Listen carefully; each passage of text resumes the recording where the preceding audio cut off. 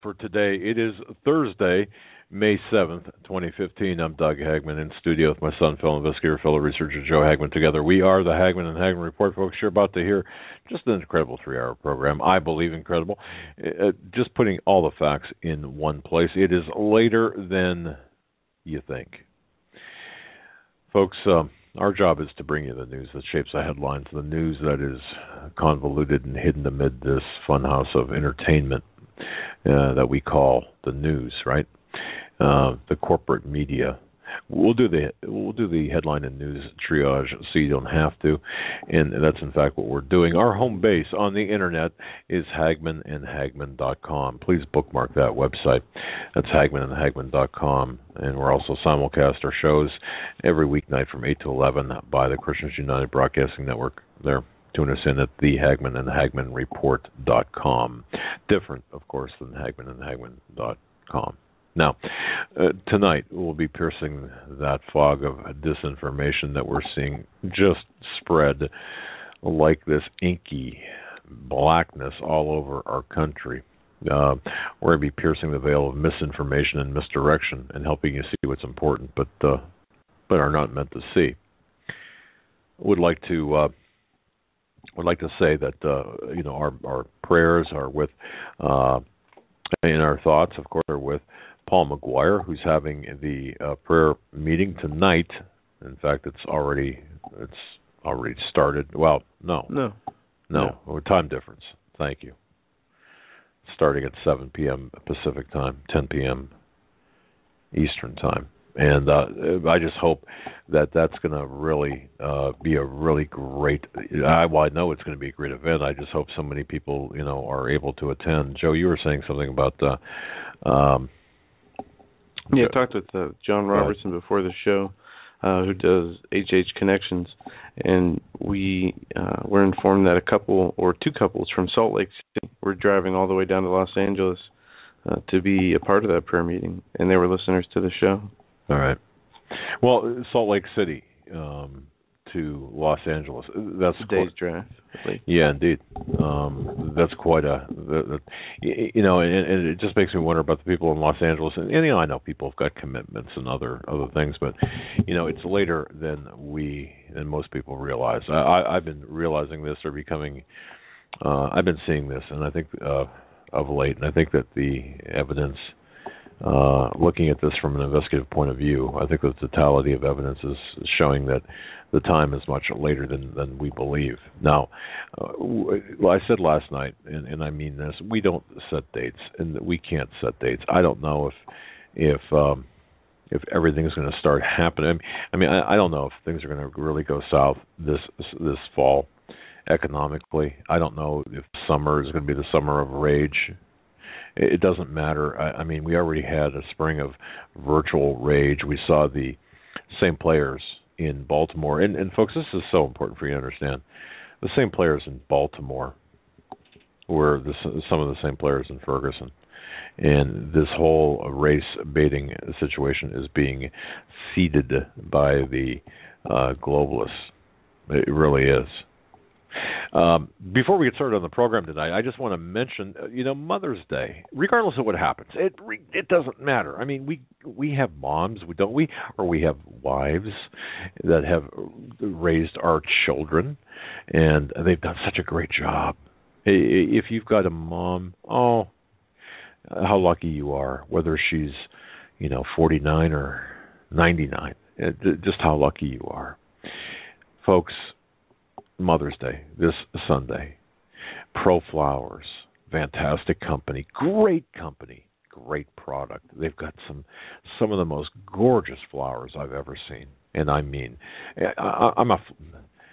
like flowers. I got to tell you, I really like flowers. I like fresh flowers in the house, in my home, and my wife does too. We're just that way, but. I'll tell you this: make your mom's day, or make your wife's day, or make whoever's special to you, make their day. Give them 100 flowery blooms from Pro Flowers. Now, I said flowery blooms because I got an email, and I want to thank you, whoever sent this, saying, boy, it sounds like you're saying balloons. Balloons, like, things that you blow up. No. 100 flowers. 100 blooms from Pro Flowers. The only way to get 100 flowery, beautiful flowers, blooms, with a free glass vase for just $19.99 is call 800 Pro Flowers or go to proflowers.com. In either case, you have to use our special super secret code word Hagmann, Hagmann. So when whoever answers at Pro Flowers, you just yell out Hagmann. No, don't do that. Just mention Hagmann. And the same with the website proflowers.com. Click on the blue microphone box, type in the word Hagmann, as in Hagmann and Hagmann Report, for your special needs, your flower needs. I've got to tell you, you won't be sorry. More on that later. Joe, it's what a crazy couple of days. Ladies and gentlemen, can't complain about the weather. No, it's actually just a beautiful, gorgeous day up here in the Northeast. We usually have Pennsylvania. In our summers up here. We live right on the lake. We usually have very humid days, whether it's 60 degrees or whether it's 85 degrees, and that humidity usually, for me, it kills me. But we still have ice on the lake. Humidity is very low, so these 80-degree plus days we have now, it's perfect. And that was the weather. Sports up next. No, I'm kidding. You know what? We've got a very, very heavy news day, and a lot of things. I do want to just make mention of this. We are currently right now, as we speak. Well, not as we speak, but we're moving our studio to the new studio, and I just want to say once again, thank you all listeners and the people who have supported us and do support us. I want to say thank you so much. I'm sure I've missed thank yous. I know I have. I know I'm late on saying thank you, but collectively, thank you. We're working our tails off to get things just right. So Monday we have things up and running. Right now we're in between, and hopefully, we're having some special equipment put in, and I'm not sure exactly when that equipment is going to be operational, but hopefully what will happen is we're going to be able to hook up guests independent of whatever platform we use, whether it's BTR or regardless. But that way, too, we can control the volume on guests and such. And so for those reasons, we were guestless tonight and last night. And now the technician will be taking a break tomorrow, so we'll be able to have Nathan Leal on with us tomorrow night to talk about Jade Helm. And then, of course, Monday from our new studio location. And again, I want to say thank you very much. Now, we're doing this all ourselves, so it to save money, and to make sure that it's just one of those things. I mean, you just do what you got to do, and man, it's just been a really crazy couple of days. But I want to say thank you so much to everyone. We're making progress. Yeah, and the other thing too is. Because of the lateness of the hour, if you don't feel how late it is, I don't know what to tell you. If you feel that this is all just hype and fear and doom porn, that kind of stuff, I don't really know what to tell you except God bless you and keep on believing that and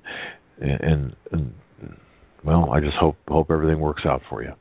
But if you're like us, if you see things taking place, the convergence of events, and that we're going to be talking about tonight, to show you exactly how late it is, then I just want to say that you're in the right spot. So anyway, I'd like to start off with a couple of emails because I think I just want to say thank you to a couple of people. First of all, I just want to say thank you to Nancy A. From New Mexico. You know who you are. Nancy, thank you for the wonderful email, and thank you for being happy as we are with the new studio location. Monday, I think what we'll do is take some photographs when it's presentable and publish them for you to see what we're operating from. It's nothing special, but what it is, it doesn't have to be anything special in terms of But what it is it's effective. And that's what it is. But thank you, Nancy A. But she was sharing in an email that she believes that she lives in the heart of portals in the Sacramento Mountains. And the subject line is "The Path of Immortals Show." Of course, in the Sacramento Mountains, shared with the Apache Indian tribe, and perhaps this might reflect what you're thinking. She writes that when I finally had my awakening, I felt surrounded by inexplicable evil, suffered from panic attacks, and turned back to God from being a terrible backsliding Christian. Well, boy, Nancy, join the club. And then she writes, no more panic attacks. And then she writes that God led me to your show, Steve Quayle, Tom Horn, Paul McGuire, and she's still reading their books and talking about the area in which she lives. Nancy, all I have to say is this. I do believe, from talking with Tom Horn and two other people, well, one is Tim Alberino, the third I cannot mention, your area, the Sacramento Valley, or the Sacramento Mountains, I'm sorry, especially where the Indian tribes are, I've been told is an extremely important area for historically as well as for the future and the portal activity and such. You're not wrong. You're not wrong. And just want to say that. So Nancy, thank you. Nancy A. from New Mexico, thank you for that email. Also, let me just, I had these up here. Hang on just a second. Okay. Sherry D. And I do want to get acknowledge these people, the listeners on air, because to me it's very important. Sherry D., thank you for writing. She writes that I just want to say your show with Tom, Steve, and Chris was so amazing. I listened to it 2 times over. Unbelievable. Thank you all so much.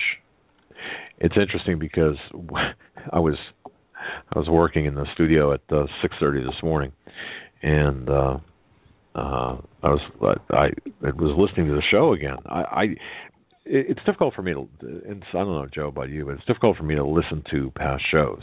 It's difficult for me to listen when guests are on, to all the words, to everything. Well, right, because we're trying to ask stuff. questions, and I get a lot more when I listen to it, and I know you do too, because we've done this when we've been on the road, listen to a show with a guest after the fact. Oh yeah, and when I listened to it, I had to stop a couple of times. I mean, I was moving some furniture around, and I had to go back and zip back, replay it back, because I'm thinking, wait a minute, I didn't hear that. And as evidenced by that caller last night who was talking about Hillary Clinton and her birth, I would submit, because I listened to that again this morning, when Tom Horn was talking about Hillary Clinton and when she was born. And folks, you'll have to go to that toward the end of the show. But I know that he was referencing an American citizen, but it's interesting that I just want to point this out, because I also thought of this at the very same time. Look at Angela Merkel. Folks, if you go to hagmanhagmann.com, early this morning, I put up an article, and I know so many people say, oh, wow, finally, right? Well, I put up an article. It's more of I took an excerpt from an article written by Martin Armstrong. It's called The New Age of Economic Totalitarianism and the London Meeting to End Currency. Folks, this is an extremely important article, perhaps one of the most important I've read on this subject. Now, having said that, take a look at the image, the photograph of Angela Merkel in that article. The link is at hagmanhagmann.com. Click on the link and take a look at that photograph. And you tell me, ladies and gentlemen, you tell me who she looks like. Okay? And from that, you tell me if we couldn't be seeing something very strange happening here. Now, Joe, I don't know if you have the chat open or yeah. Does anyone in the chat want to? If there is anyone there in the chat that has access to that particular article from Martin Armstrong, if you scroll down through the link at hagmanhagmann.com through the story, scroll down and take a look at the picture of Angela Merkel. And I'd like to know what the feedback is from the listeners, if they have the capability, if they have the immediate capability to look at the photograph of Angela Merkel. Who does she look like? We'll come back to that in a moment. But the issue here is the criminalization of cash. The end of cash, using cash, is closer than you might think. Martin Armstrong does lay this out quite well. And when I read this, and based on my experiences of late,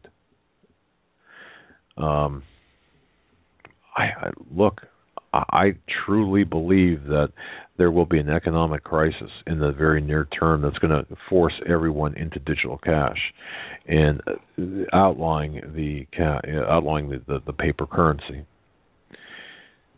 and even it may happen incrementally. For example, let's say an event happens on a Monday where everything crashes.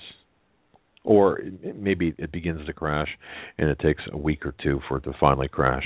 That does not mean that cash will be outlawed that week or the following week. It might take a little while. And how much a little while is, I don't know.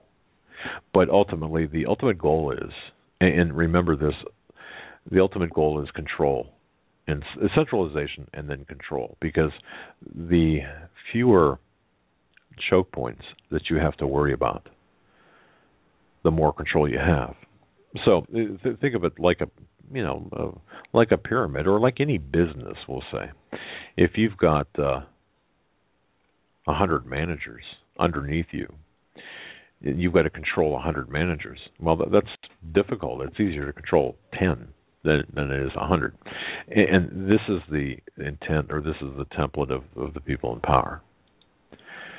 So, having said that, I just wanted to. I don't know. Did anyone see a picture of?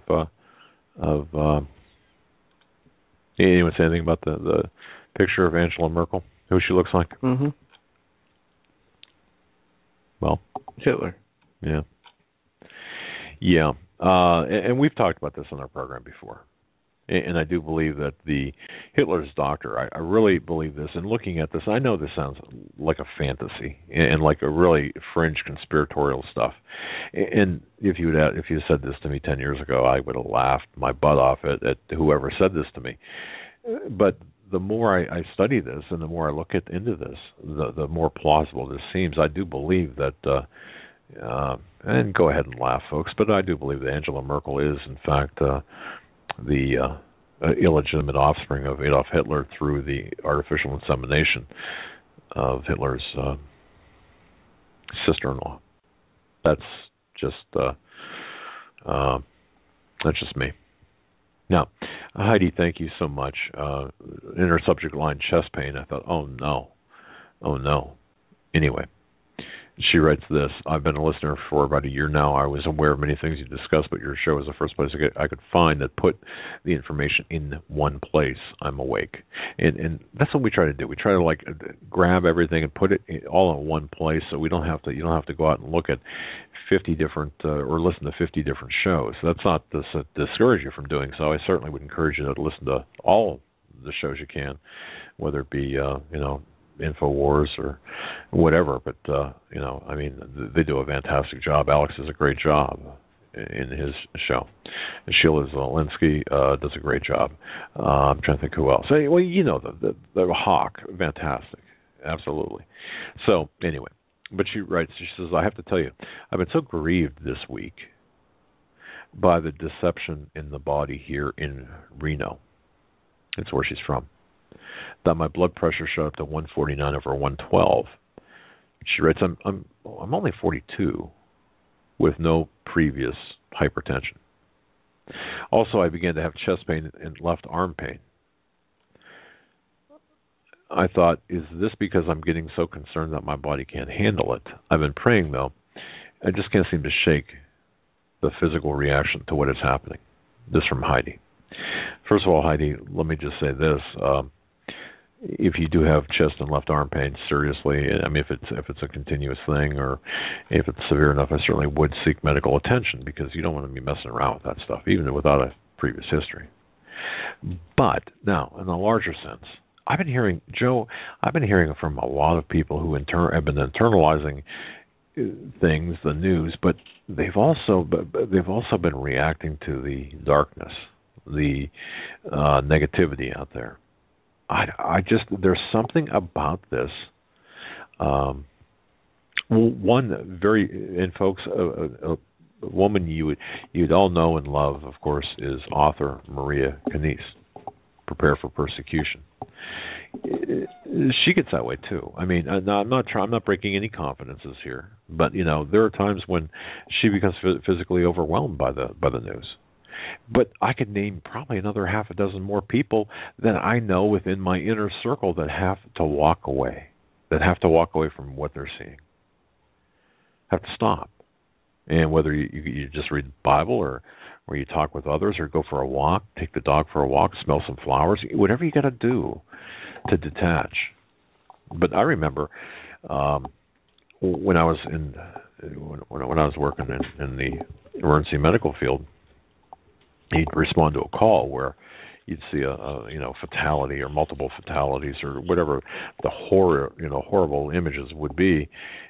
I learned to compartmentalize. I put it in a compartment and turn it off. I mean, there's sometimes you just can't. It's just no way. I mean, it's just so bad, especially young children. But you get to the point where because you don't want to be callous to anything. However, you have to handle it in a certain fashion because it's the next person is depending on you too. So I get this and I understand this, but I've been Heidi, you're not alone. I guess is what I'm trying to say. You're not alone in this, and first and foremost, make sure that you take care of yourself. But second of all, walk away, especially if it is making you feel horrible, physically horrible. But also pray and understand that we are already fighting from a position of victory. So we know that regardless of what happens, we are the victors here. And I just want to say that to you. And we can't afford to lose anyone, really. I think if we lost 2 or 3 listeners, I think our numbers would be cut in half, probably. I don't know. I'm just being smart, but take care of yourself, and that goes for everyone. Please watch.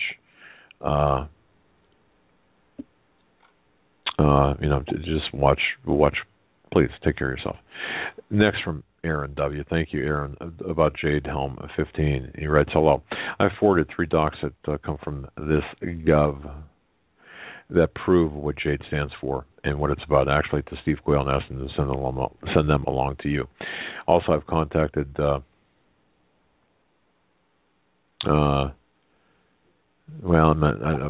someone else to confirm what he believes to be the 15th iteration of JH. And he writes, your ignorance was on full display yesterday, and thus I have gone about correcting you, but you may be incorrigible. Well, thank you so much, Aaron W., for correcting me. Hopefully I'm not incorrigible. Sometimes, I miss things. Try not to, but I appreciate the email. And Jade, certainly, I think we went over that yesterday. I think by the end of last night I stood corrected, right? Did I not?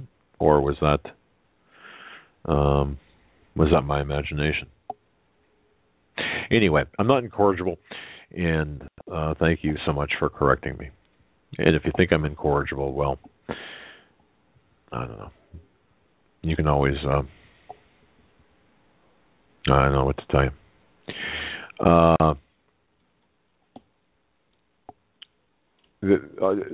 Randy T, thank you so much. Garland, Texas events, plural. this is something that escaped my radar, and I just want to thank you so much for your email. There was a let's see. No, I'll just say thank you on this. I'm not going to get into this right now. So I made a mark to put that aside here for a moment. Then, of course, James M., thank you so much. He writes, please consider doing much more per Path of Immortals broadcast on 515. He writes, I feel that this broadcast was the hallmark of all of your previous episodes or broadcasts. Thank you for all that you do. Thank you, James. Yeah, I thought that particular broadcast was absolutely incredible. I really did. Joe, we're getting reports right now with our show that Christians United and Justin TV are out of business. And I don't know if that's a figurative term or if that's real. So you might want to just look into that. Let me see here. Christians United is up on Skype. Maybe there's something up on the site. Okay. Well, I'll find out. Okay, yeah. I just want to say to Doug, who sent that email, we're looking into that. And this from Linda B. Thank you so much, Linda. She writes flowers is in the subject line. And she writes, thank you so much. My 92-year-old mother just received her 100 blooms, BLOOMS, from Pro Flowers today. She's 1,100 miles away. And she writes, I know this will be the only flowers that she'll receive this Mother's Day. Collectively, we made her Mother's Day. And you know what? Isn't that what this is all about? It doesn't matter. They could be, I don't know. I just love to see moms get their just reward. It's because of me losing my mom at an early age, but I just love it when mothers are thanked and they can enjoy things like this. And I just hope everyone this weekend. I'll say this: if something does happen this weekend, we will take to the airwaves. It'll take some finesse on our part, but we've left ourselves an overlap, meaning that we will. There's going to be serviceable. We're going to have the sufficient service in 2 locations for 24 hours. Because it's expensive, we had to really limit to 24 hours. So anyway, having said that, if something does take place over the weekend, we will take to the airwaves. What prompted me to say, the reason I mentioned that is because Sunday's Mother's Day, and hopefully everyone will enjoy or have the chance to spend some time with that very special person in your life. And the gift of time is so important as well. Whether it's your wife or your mom or your sister, your aunt, whoever's important to you, spend some time. Get away from the news. To the extent that it's wise to do so. All right. Now, I just want to touch on those emails, and I went through a lot more early this morning. I just want to say thank you to everyone who has written in, and we're going to try to get to as many of them as possible, responding to as many of them as possible next week once we get settled in, and I just want to say thank you. Whether you're a new listener or a regular listener, thank you. And yes, there have been numerous requests for bumper stickers for our logo. I've sent some out. Others, I have a pile of papers right here. And what I do is, if you send me an email with your name and address, I get them out to you, and then I shred the actual hard copy and delete it from our system, so no names and addresses are collected, just so you know. So if you've sent in a request and haven't gotten it yet, hang in there. They're in transit, or either they're in transit by postal mail to you, or your requests are in transit between locations. Now, the second thing, or the last thing before we go full bore into what's really important is talking about tomorrow night, Jade Helm. I want to just call your attention again to what we said last night about U.S. Congressman Louis Gohmert saying that Americans have reason to be concerned.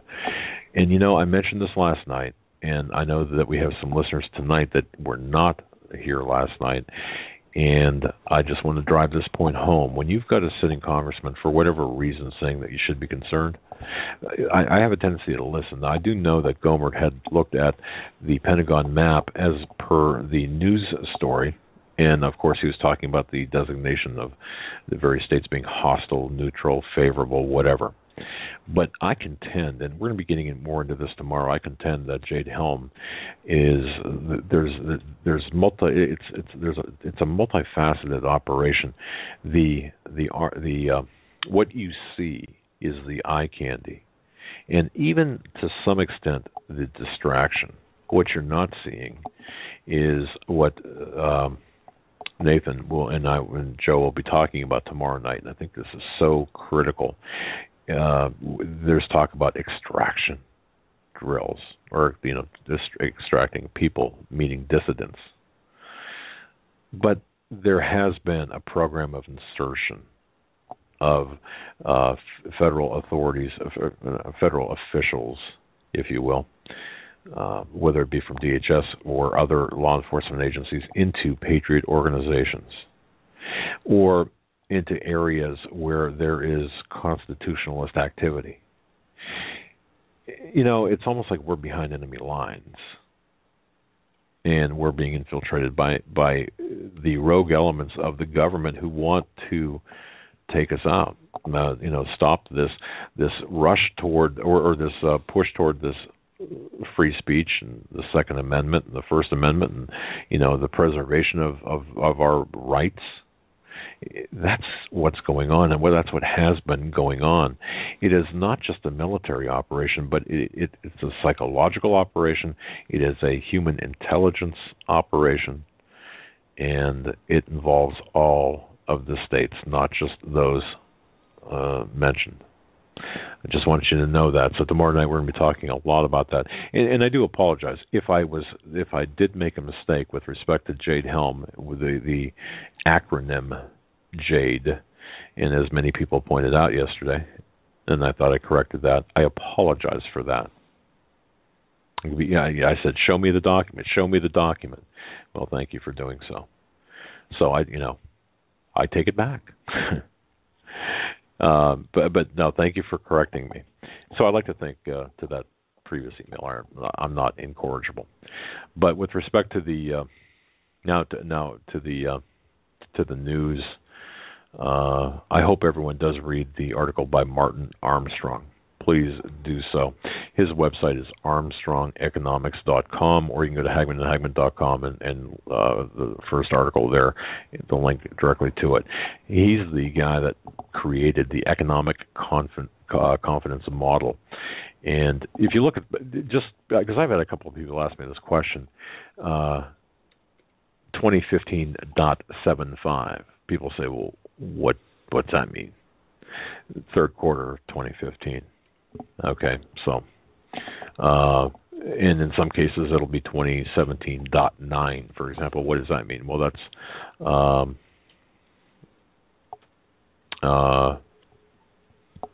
that's a good question.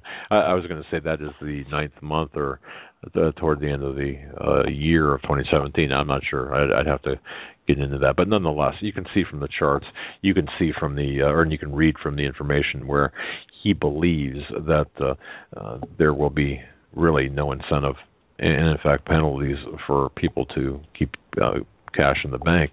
And he read what he writes, because he's looking at May, this month, May, for things to start really shaking out. This is a brilliant man. In fact, I asked Steve Quayle about him this morning, and they asked him a few things. I asked Steve a few things about Mr. Armstrong and some other issues, but Steve said, "Man, this guy's brilliant." But the information in here about economic totalitarianism, that is confronting us is just astounding. And you don't have to know economics. You know, it amazes me and troubles me how many people that we do talk with, economists that we do talk with, and they throw around acronyms and they throw around things, you know, stats, and you got no clue what they're talking about sometimes. And you know, aside from making me feel ignorant and incorrigible, I like people to speak plain English to me. I mean, we know how bad things are, but tell me, for example, why certain things are taking place. So, in plain English, and that's what this article does, in my view. So, Joe, save me, man, save me. Come on, let's jump in here and let's talk. All right. About what? Well, we can start with the new cover of The Economist has for us, or we can start in Chicago, where Hagmann Hotel warns guests about flying spiders. And I just for you, I figured we could check out the spider article. I thought, flying spiders. Hey, let me just, because this is kind of a laid-back day, I got to tell you this, okay? My wife, she was helping me take some things to the studio. This is 2 or 3 nights ago, and it was like, it was extremely late at night, and she brought some things in, and I set some things down on the long desk, and anyway, I turned around and I looked on the floor because there's this industrial tan carpet, and I looked and I thought, what is that? I thought there was like a raisin or something on the floor, and it was, you know, one of those big, ugly spiders. Okay, so as any guy does now. I can go into a crime scene and look at some pretty nasty stuff. It doesn't bother me. Rats don't bother me. Mice don't bother me. But when I look at a spider, for whatever reason, that's my weakness. Okay, I don't like spiders. I can deal with rats. I can deal with mice. I can deal with even some snakes. I can deal with dead bodies, blood and guts. But spiders. So, like a big guy, I called my wife. Said, hey, can you do me a favor? Would you mind killing that tarantula over there? And of course, it wasn't.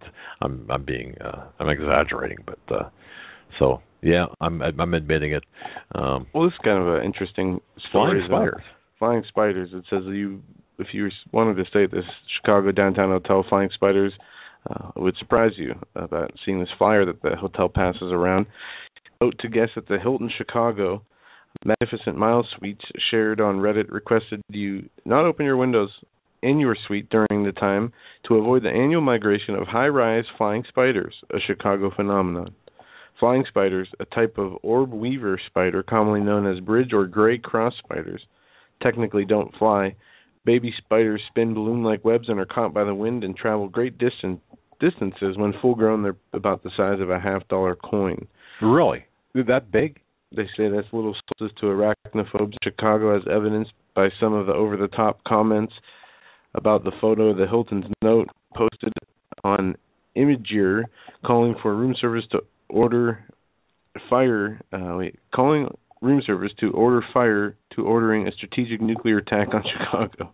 The spiders are apparently attracted to high rises because of the lights inside. But I thought that was interesting. I never heard of such a thing. I wanted to just touch on that. But The Economist magazine, the cover of the Economist. Let's get into that. Have you seen this yet, Ed? I've had people explain it to me. Okay. Clever computers, the dawn of artificial intelligence. Yep. Powerful computers will reshape humanity's future. How to ensure the promise outweighs the perils. The development of full artificial intelligence could spell the end of the human race. Stephen Hawking warns. Elon Musk fears that the development of artificial intelligence, or AI, may be the biggest existential threat humanity faces. Bill Gates urges people to beware of it. Dread that the ambitions people create will become their masters. the abominations people create will become their masters or their executioners, hardly new. But voiced by a renowned cosmologist, a Silicon Valley entrepreneur, and the founder of Microsoft, hardly it's set against the vast investment by AI big firms like Google, Microsoft, have such fears that have taken on new weight, with supercomputers in every pocket and robots looking down on every battlefield. Just dismissing them as science fiction seems like self-deception. The question is how to worry wisely. Now, since this is radio, let me describe the cover of The Economist magazine. It's I would assume it's a male head, bald, and in the back, we'll say right at the top of the neck, base of the head, there is a USB port with a tattoo appearing, marking above the USB port of a USB connection. And, of course, artificial intelligence, the promise, and the peril. So that is the cover. It's a man's bald head with a CGI or graphic photoshopped image of the USB port. USB 2.0, not a 3.0, I don't think. And then, of course, the USB marking above that in a tattoo-like fashion. So that's what you're describing. Yes, I've had people describe it to me, and of course that's right on target. Goes on to say, you taught me language, and the first step is to understand what computers can do now and what they are likely to be able to do in the future. Thanks to the rise in processing power and the growing abundance of digitally available data, artificial intelligence is enjoying a boom in its capabilities. Deep learning systems by mimicking the layers of neurons in a human brain and crunching vast amounts of data can teach themselves to perform some tasks from pattern recognition to translation almost as well as humans can. As a result, things that once called for a mind, from interpreting pictures to playing the video game Frogger, are now within the scope of computer programs. Deepface algorithm unveiled by Facebook in 2014 can recognize individual human faces and images 97% of the time. Crucially, this capacity is narrow and specific. Today's artificial intelligence procedures the semblance of intelligence, thought, brute number crunching force without any great interest in approximating how minds equip humans with autonomy, interests, and desires. Computers do not yet have anything approaching the wide, fluid ability to infer, judge, and decide what is associated with intelligence in the conventional human sense. Okay, my take on this, and I think that this is critical to me, and this is based on conversations with Steve, multiple conversations with Steve Coyle, and multiple conversations with, Steve in particular, Paul McGuire as well, off-air conversations, is that it's all about the quest for immortality. It's all about this idea of the elites where they can upload their consciousness to a computer.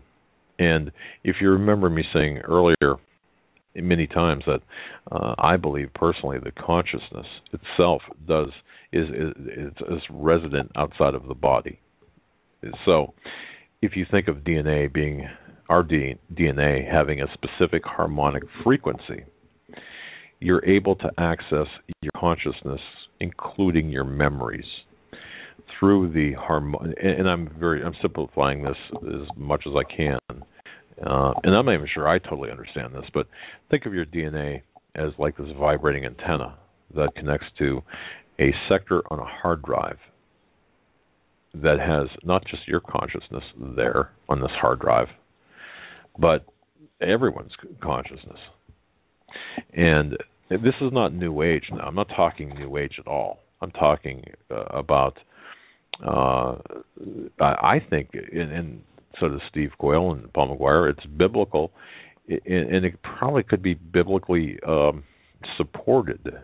Now, I don't have the verses or the historical context from a biblical perspective, but I will say that there's certainly nothing anti-biblical about it, and certainly nothing New Age about it. But so if we all have DNA vibrating antennae that can access our consciousness outside of our body. Isn't this a strive for immortality, being able to retrieve that consciousness? And I think if I were to perhaps explain this in a courtroom setting, I would point to or use as exhibits the way the pharaoh kings were buried, were prepared for burial in ancient Babylon and Egypt, where their bodies were meant to be, and in fact were preserved very, very good, very well. Now, were they perhaps expecting in their lifetime? Did they perhaps know that?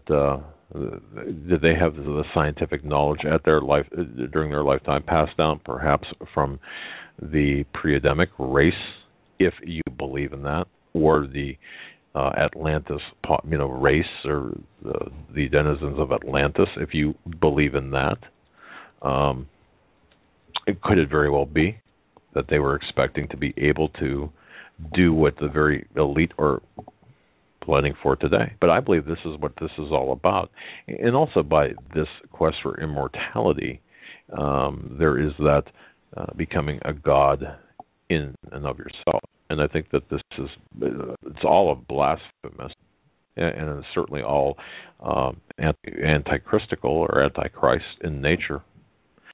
So I think that this is important for us to understand. But the one study that is related to what you're talking about is where it does involve DNA and the harmonics of our bodies being slightly different than we're all slightly different. The harmonics or DNA is different, and almost like, for example, when you have either twins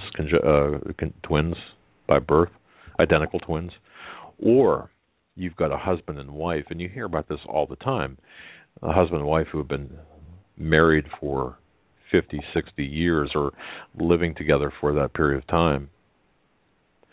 Their DNA, this is not scientific, okay, but I'm just trying to explain this to you. The vibrations of their DNA become closer to each other than others. Kind of like the syncing up of women's menstrual cycles when they live together for a long period of time. You've heard that. Some people say, oh, that's a wives' tale. But I do believe that there's been some scientific support for that. So this is the same. Think of it in the same fashion, where you've got this DNA that's resonating, and two people, husband and wife, the DNA, the resonation of the DNA becomes closer together, and that's why sometimes you can, there's a familiarity where you can finish the person's sentence, or you know what they're thinking, or that special relationship you have with your wife or your husband. That's what that serves as the basis, Joe, for this, and I think that there's this advanced knowledge about this. And Josh Peck, his understanding of the quantum physics and the multidimensionality of things, Paul McGuire, his discussion about multidimensionality, Steve Quayle, Tom Horn, Chris Putnam, they all talk about this. And I thought, going back to 5/5/2015, going back to Tuesday's episode, I thought that was fantastic when Tom Horn was talking and Chris Putnam were both talking about the galaxy, about the composition of the galaxy, our galaxy, in all spiral-type galaxies, flying through the space and kind of the what that means. So, boy, I'll tell you what, folks, go back and listen to May 5th, 2015, even a third or fourth time, because you'll pick up so much more. But, that serves as a basis for what you're referring to, and I think that this is... And here's where the article gets interesting. It says, yet AI is already powerful enough to make a dramatic influence or a dramatic difference into human life. It can already enhance human endeavor by contemplating what people can do. Think of chess, which computers now play better than any person. The best players in the world are not machines, however, but what Gary Kasparov, a grandmaster, calls centaurs, amalgamated teams of humans and algorithms. Such collectives will become the norm in all sorts of pursuits. Supported by AI, doctors will have a vastly augmented ability to spot cancers in medical images. Speech recognition algorithms running on smartphones will bring the internet to many millions of illiterate people in developing countries. Digital assistants will suggest promising hypotheses for academic research. Image classification algorithms will allow wearable computers to layer useful information into people's views of their real world. Even in the short run, not all the consequences will be positive. Consider, for instance, the power that AI brings to the apparatus of state security, in both aristocrats and democrats. The capacity to monitor billions of conversations and to pick out every citizen from a crowd by his voice or her face poses a grave threat to liberty. Even when there are broad gains for society, many individuals will lose out from artificial intelligence. The original computers were drudges, often women, who performed endless calculations for the higher-ups. Just as transistors took their place, so AI will probably turf out the whole regimens of white-collar workers. Education and training will help, and the wealth produced with the aid of artificial intelligence will be spent on new pursuits that generate new jobs, but workers are doomed to dislocations. Surveillance and dislocations are not, though, what worries mayors Hawking, Musk, and Gates, or what inspires a phalanx of futuristic AI firms that Hollywood has recently unleashed into cinema screens. What's that word? Flanks, okay. The concern is altogether more distant and more apocalyptic. The threat of autonomous machines with superhuman cognitive capacity and interests that conflict with those of Homo sapiens. Such artificially intelligent beings are still a very long way off. Indeed, it may never be possible to create them, despite a century of poking and prodding at the brain. Psychologists, neurologists, sociologists, and philosophers are still a long way from understanding how the mind might be made or what one is. And the business case for even limited intelligence of the general sort, the sort that has interest and autonomy, is far from clear. A car that drives itself better than its own owner sounds like a Bon, a car with its own ideas about where to go, less so. Let's see, it goes back to, okay, that's the technology that we use, but at the root of this is the designer technology, or the designer, the ability to create designer people, the ability and the promise, and this is where they're going to appeal to the masses. Hey, we can alter your genetic makeup so you don't have that, you're not predisposed to the cancer that your lineage, your parents and grandparents had. For example, breast cancer. You know, we know there's a genetic predisposition to breast cancer, as well as other cancers. So if we can alter your genetic makeup, your DNA, so you're not predisposed for that cancer, then people are going to go for that much quicker. And this is, to me, this is what this is all about. And then you get into, by extension, the editing of the fetus, well, the editing of the DNA of the unborn child, and this is also an issue. So, yeah. And this is how this will appeal to the masses. And what can it hurt? That's going to be the response. It can only serve to help us, but that's on the human side. Now you're looking at the tech, the beast tech side of things. So, and it sounds good. I mean, from cars that drive themselves to all of this. I mean, we know what you're talking about. It's this myriad of things that will appeal to the masses without. And we are now so. I'm not even sure I like the phrase "dumbed down," but we're now so. We're not as sharp. The masses are not as sharp as they would be, or they should be, I should say. So, yeah. And it ends with this: I know how to curse, but even the prospect of what Mr. Hawking calls full AI is still distant. It is prudent for societies to plan on how to cope. That is easier than it seems, not least because humans have been creating autonomous entities with superhuman capabilities and unaligned interests for some time. Government bureaucrats, markets, and armies all can do things which unaided, unorganized humans cannot. All need autonomy to function. All can take on lives of their own and can do great harm if not set up in a just manner and governed by laws and regulations. These parallels should comfort the fearful. They also suggest concrete ways for societies to develop artificial intelligence safely. Just as armies need civilian oversights, marketers and regulated bureaucracies must be transparent and accountable, like they ever are. So AI systems must be open to scrutiny because system designers cannot foresee every set of circumstances. There must also be an off switch. The constraints can be put in place without compromising progress. From the nuclear bomb to traffic rules, mankind has used technical ingenuity and legal structures to constrain other powerful innovations. Yep. The specter of eventually creating an autonomous non-human intelligence is so extraordinary that it risks overshadowing the debate. Yet there are perils, but they should not obscure the huge benefits from the dawn of artificial intelligence.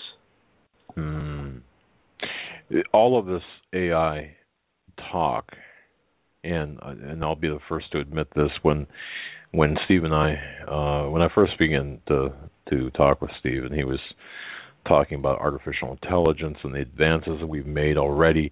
This is back in early 2000s. I'll tell you, I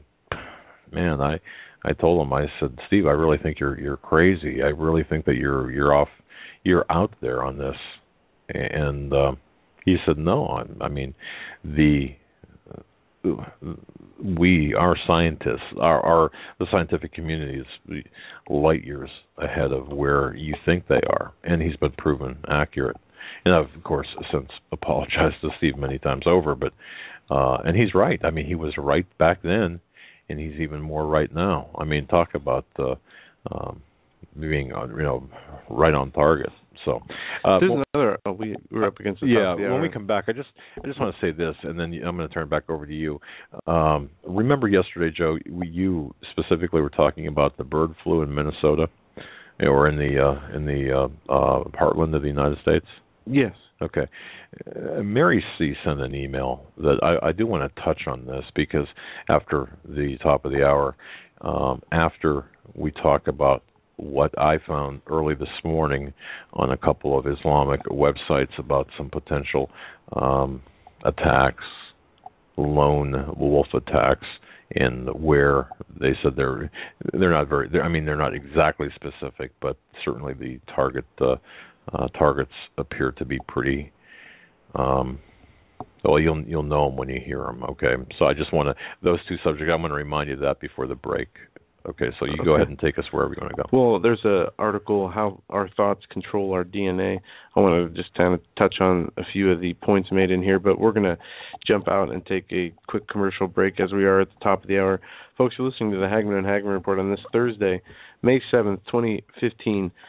Next Wednesday, Greg Jackson's going to be joining us. We're going to be talking about the decision the Supreme Court will be making on marriage, whether it's between a man and a woman, or they're going to redefine or strike down traditional marriage. And he's going to be coming on to talk with us about that next Wednesday. I have a video clip that I did not upload. Sorry, Greg. But I'll get it uploaded for tomorrow. That, ladies and gentlemen, hour number 2 of this Thursday, May 7th edition of the Hagmann Hagmann Report. We are going to continue to hit with news this hour, or get into news this hour, and current events. ISIS. We were going to start with ISIS.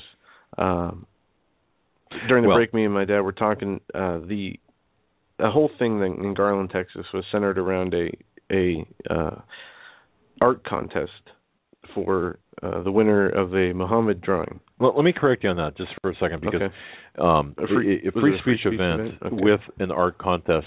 Look, I understand. I get this. I understand that people will think it was a provocative move, okay? But the main and the corporate media has been really pushing this art contest aspect of it. That indeed was a big part of it. But Geert Wilders came in to speak. Spencer came in to speak. Pamela Geller was there to speak. And don't forget, the venue was very small. There was only a few hundred people there. All right, but the way it was advertised was a free speech event. Now, moreover, I do understand the provocative nature of this, given the propensity of Muslims to attack those who believe their prophet is being attacked. I understand that, and there are people, there are people questioning the motives and even the sensibility of having this event. I understand that too, but I think that's somewhat diversionary from the issue. But go ahead, Joe, and you were talking, or you were going to lead off. The removal of Facebook from this, and he's apparently been removed from many other. The winner of the. Yeah. So his account's been deleted. It's just a quick blurb that I saw from a post on Twitter he wrote. But there's also another report today, this is from USA Today, from the FBI. FBI director says Islamic State influence is growing in the United States. In a drastic assessment of domestic threat posed by the Islamic State, FBI Director James Comey said Thursday that there are hundreds, maybe thousands of people across the country who are receiving recruit overtures from the terrorist group or directives to attack the United States. Comey said the Islamic State, also known as ISIL or ISIS, is leveraging social media in unprecedented ways through Twitter and other platforms, directing messages to the smartphones of disturbed people who could be pushed to launch assaults on U.S. targets. It's like the devil sitting on their shoulders saying, "Kill, kill, kill," Comey said in a meeting with reporters. The FBI director's comments come in the midst of a federal investigation into a foiled attack in Garland, Texas, involving two ISIL sympathizers, one of whom, Elton Simpson, was long known to federal authorities. Right. Now, we also have to remember, too, the difference between acronyms. ISIS, the Islamic State in Iraq and Syria, and ISIL, which is the Islamic State in Iraq and the Levant. Well, the latter, meaning the Levant acronym, is, to me, an intentional, the use of that acronym. Some people unwittingly say that use that acronym, ISIL, without really understanding the significance between ISIS and ISIL. Well, ISIL, at least in my view, based on my research, is a very backhanded slam against the nation-state of Israel and the Jewish people by not recognizing, or by calling the area the Levant. So, and also, ISIS, what's in the name? ISIS, of course, the Egyptian goddess, the Babylonian goddess, and I believe it has its roots, the acronym, the naming of this group has its roots in the ancient Babylonian and Egyptian goddess worship. So I think we have to use, in this program at least, we should use the acronym ISIS for accuracy as well as for recognition or acknowledgement. Not recognition, but acknowledgement that we know we know the backstory. We know that these globalist Luciferians are attempting to recreate the Babylonian Empire, if you will, the Luciferian controlled Earth, and that, of course, involves the eradication of Israel as well as the United States. So ISIS is more accurate, at least as far as I'm concerned, but for what that's worth. But I think it's important for people to know this. But if I may mention this, I've been in contact with a couple of investigators who have been monitoring the Islamic terrorist websites, and I referenced this yesterday, it was, and I mentioned this on Coast to Coast AM with George Norrie, but let me explain a little bit more. Early this morning, I received an email with some screen captures. Now, we have, under the Northeast Intelligence Network, we have a loose confederation, if you will, of investigators who monitor Arabic language websites, web forums. People have been in these forums. These are password protected forums. and they've been existing in there, overtly conducting surveillance, not baiting anyone, just watching. And that's pretty much the legal definition of surveillance. You don't disrupt. You watch. You listen. You learn things, and that's what these two investigators have been doing. And of course, with the Northeast Intelligence Network, a couple of individuals are fluent in Farsi and Arabic or can translate the messages. Some, of course, rely on computer programs, but the meat of the matter is this. Based on, and I wrote a bullet list here, and I'll just read it from this bulleted list because this is important for people to understand. And there are two conditions, or two things I'll say after this bulleted list. Number one, according to the postings on multiple Islamic websites, multiple terrorist websites, there are in the neighborhood, there are claims by the posters that there are upwards of 5,000 active, 5,000 terrorists, Islamic or ISIS sympathizers in the United States. 5,000. Well, let's make a distinction. Okay. Between a sympathizer and somebody who might take an action. Well, using ISIS as in this case, these are people who, given the order to do something, will do it. Okay. Okay. Now, in other words, will shoot up whatever they're told to do. What was it ISIS claimed last? I saw this yesterday. I believe there was, or just after the Garland, Texas shooting, they gave a specific number: 71 soldiers. I think 23. Right. Said that they were ready to carry out orders that had been given to them. Whether those numbers are accurate or not. Okay, and that's what I'm talking about. You're saying 71 by the government's own acknowledgement, I believe. No, this was by the alleged ISIS terrorists on their Twitter feed, that they said that they had 5 states that were okay, you're right. ISIS member inside. They had 71 soldiers, 23 who've been given or are willing to carry out similar orders to that of Garland, Texas, or situation. Well, that makes me wonder where that number and where that came from. Okay, I understand the Twitter feed. I get that, but you've got to have a person behind the Twitter feed. The talk or the dialogue, and our federal government knows this, and they have the ability to trace back where this is coming from, and our investigators have traced it back to some posters within the continental United States. And isn't it interesting that at least 2 of the more prominent, longest members are in Virginia right now, close to the Langley area. Now, does that mean that they're part of the intelligence apparatus? I don't know. We don't know. But it's rather interesting. It should be pointed out. So the discussion, the active discussion, subsequent to Garland, Texas, 5,000 active ISIS members. Can we prove this? Well, this is what they're writing. How do you prove that? I don't know. I mean, look at 9/11. We had presidential daily security briefs. One in particular was used by the 9/11 Commission, or one was used to point out the lack of intelligence information sharing and the problems that went into the bureaucracy of fighting terrorism when they gave the president a bullseye of the Twin Towers, right, and an al-Qaeda to strike soon in the U.S.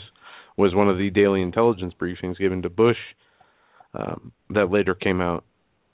Before this came out in July. But in September that year, the trade centers were hit.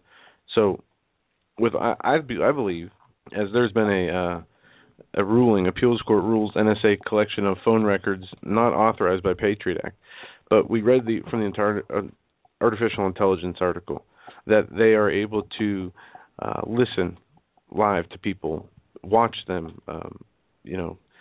All the security cameras we have across private and public in this country. The ability they have to eavesdrop and snoop. They even say the authorities knew these 2 individuals beforehand, but in their words, there's so many like him, they say. How could they not catch, how is this not, in my mind? Who is not telling the truth here? Are we overstating the abilities of the federal government, as some say? I don't think so.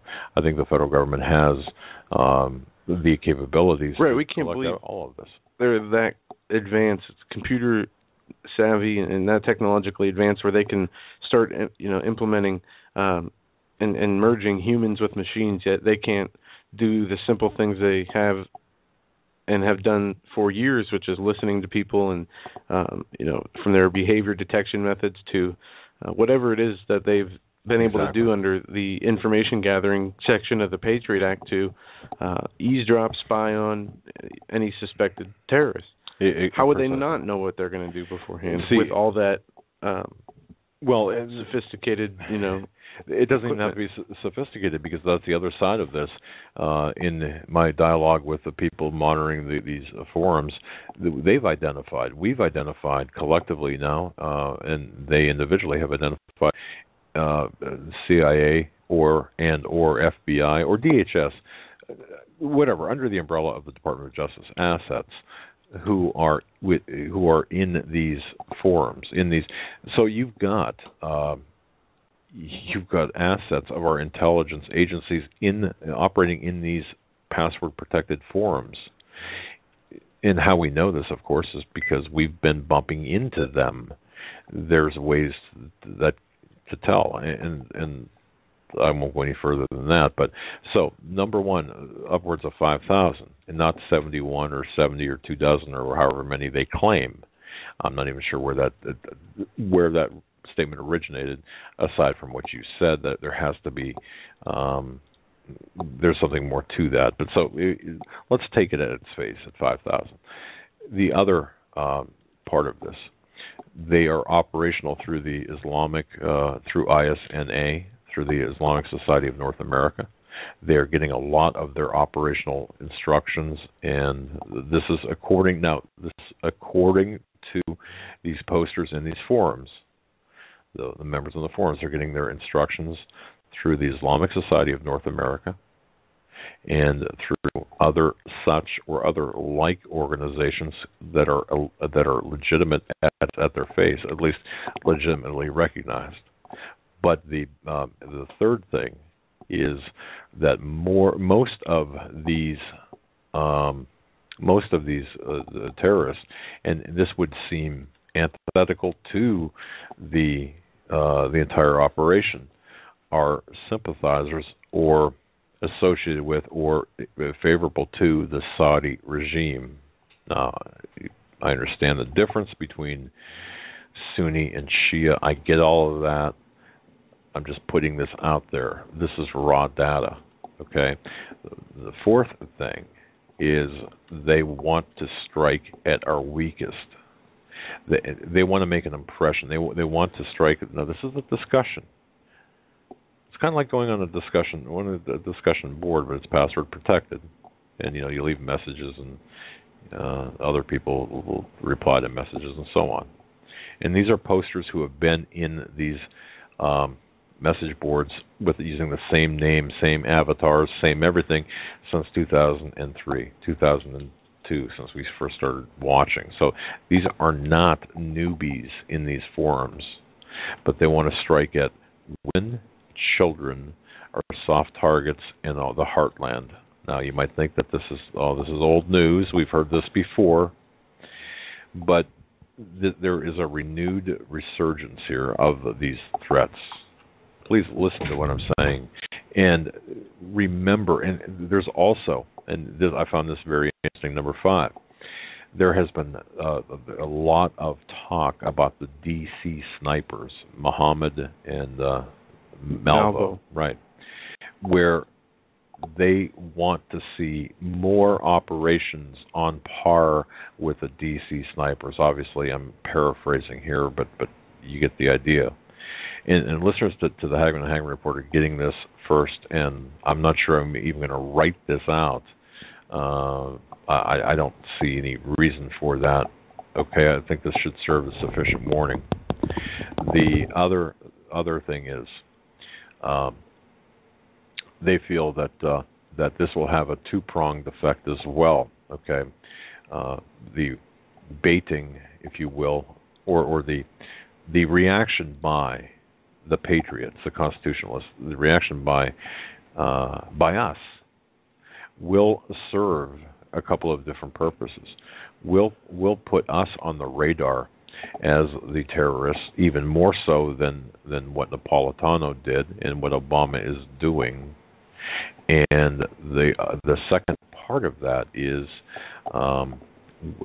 to effectively negate the Second Amendment, our Second Amendment rights, and also our First Amendment rights. Because when this starts happening and we start speaking out against these attacks, we will be called Islamophobic, and this you can see it coming. The attacks. Look at the attack in Garland, Texas. We don't know what the motive is. Well, they most certainly know what the motive is.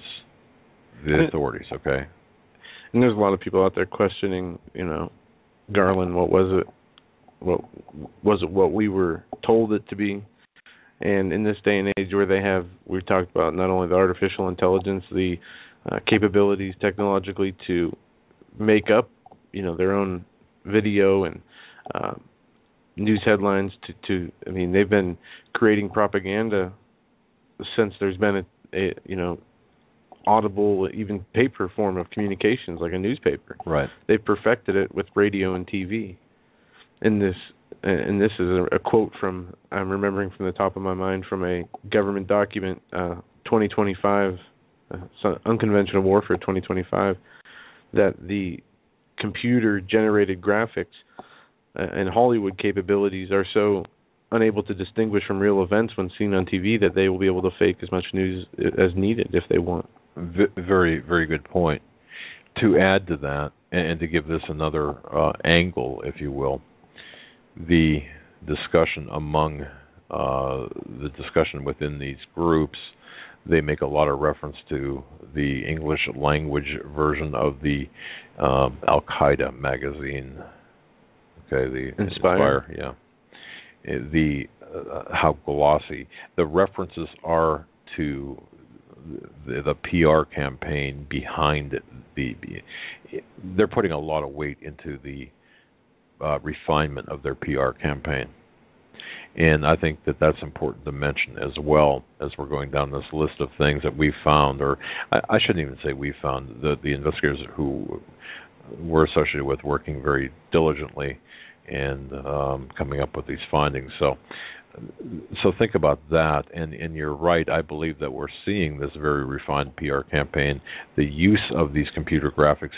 These are not being done in some third world hellhole. This is being done here in the United States. And that brings me to the next thing, which you intimated. I do believe, as do the investigators, believe that they have help from the assets, the government assets inside these forums. The question is, what's the motive of the government assets? What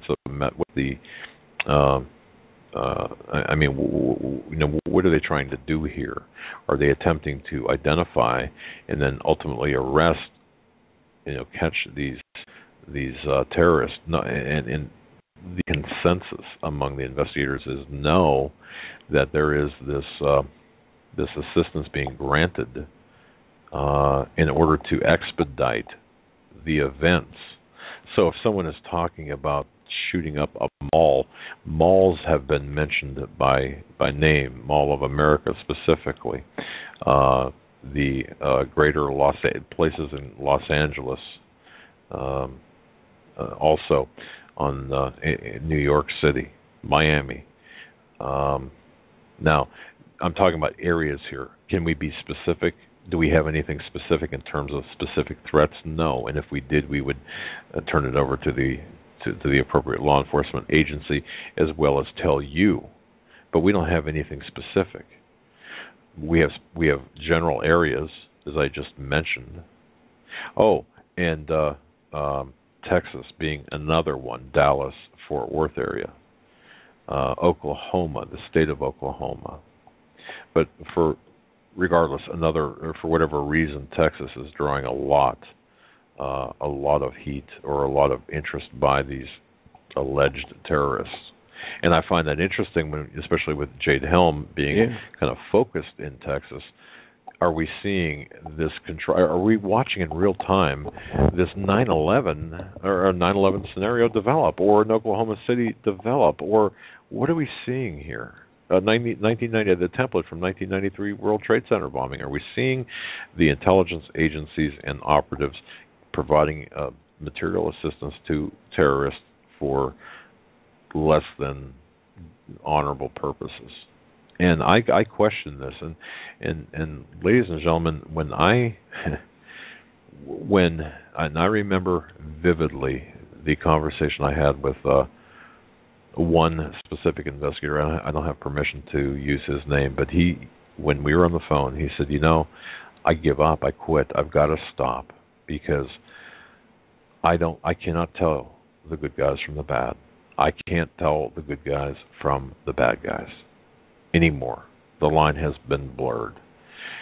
And this is an investigator who called me up one night, said, get to your computer, and I did, and he gave me a link, and I hooked into that link. I pressed that link, and I was able to see, as he was, and all of the terrorists within this password-protected forum saw in real-time video. The terrorists hacked a video system within an airport in the United States. It was in the southern United States. And together we called the head of airport security and said, hey, what's your email address? Well, why? Because we're going to send you a link, and we want you to look at this. And we sent him that link. We were on the phone together. We sent him the link, and I think I don't remember exactly the number of cameras, but we navigated to exactly where he was sitting, and here he is. We could actually see the look of surprise on his face, and we told him that the terrorists, this was on an Arabic language Islamic terrorist website being broadcast all across the world, and there he was in full living color, that the terrorists had hacked into this airport website. Now that was gone within the hour, within like a half hour, I guess it was. However, how does this work when you've got known intelligence operatives who have infiltrated these websites and allow this to take place? Well, I think we know the answer to that, but so please, I guess, so I've just given you a laundry list here of things that we have found, and the other thing is perhaps equal, if not perhaps even most important, is to exacerbate the race relationships. The Islamic terrorists or the operatives with it operating as so-called undercover agents want to further exacerbate the race relationships here in the United States, or the state of relations in the United States, meaning they want, and I don't know how else to say this, they want black Muslims to go out and kill white police officers.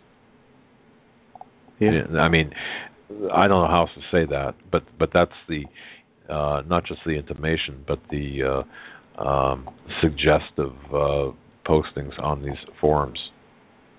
So there you have it, and that's wherever they are. Okay, that's not geographic specific. That's wherever you are, wherever they are. So I just wanted to pass this along to you. I think it's important, critical, real-time intelligence. Everything I've said has been posted to these message boards over the since Sunday. Since that shooting in Garland, Texas. So there you have that, and we can move on. But I thought, based on Joe, your story in the USA Today, and I thought I'd just give you that raw intelligence. Do with what you will. All right, moving along here. Top federal court rules against NSA's phone records program. This was an interesting ruling. I was reading about this off and on in the last hour and during the break. A federal court has decided that the NSA's bulk warrantless collection of millions of Americans' phone records is illegal. The sweeping decision from the Second Circuit Court of Appeals on Thursday represents a major court victory for opponents of the NSA, and comes just as Congress begins a fight over whether to renew the underlying law used to justify the program. That program exceeds the scope of what Congress has authorized, Judge Gerald Lynch wrote on behalf of the three-judge panel. The law cannot be interpreted in a way that defies any meaningful limit, he added. Additionally, the government's rationale behind the program represents a monumental shift in our approach to combating terrorism, which is not grounded in a clear explanation of the law. The Second Circuit's decision provides the most significant legal blow to the NSA operations to date and comes more than a year after a lower court called the program almost Orwellian and likely unconstitutional. The appeals court did not examine the constitutionality of the surveillance program in its ruling on Thursday. The Second Circuit Court is just one of three appeals courts examining challenges to the NSA phone records program, which may ultimately land at the Supreme Court.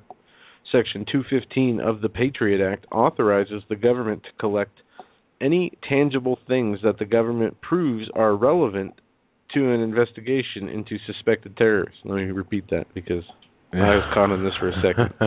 Section 215 of the Patriot Act authorizes the government to collect any tangible thing that the government proves are relevant to an investigation into a suspected terrorist.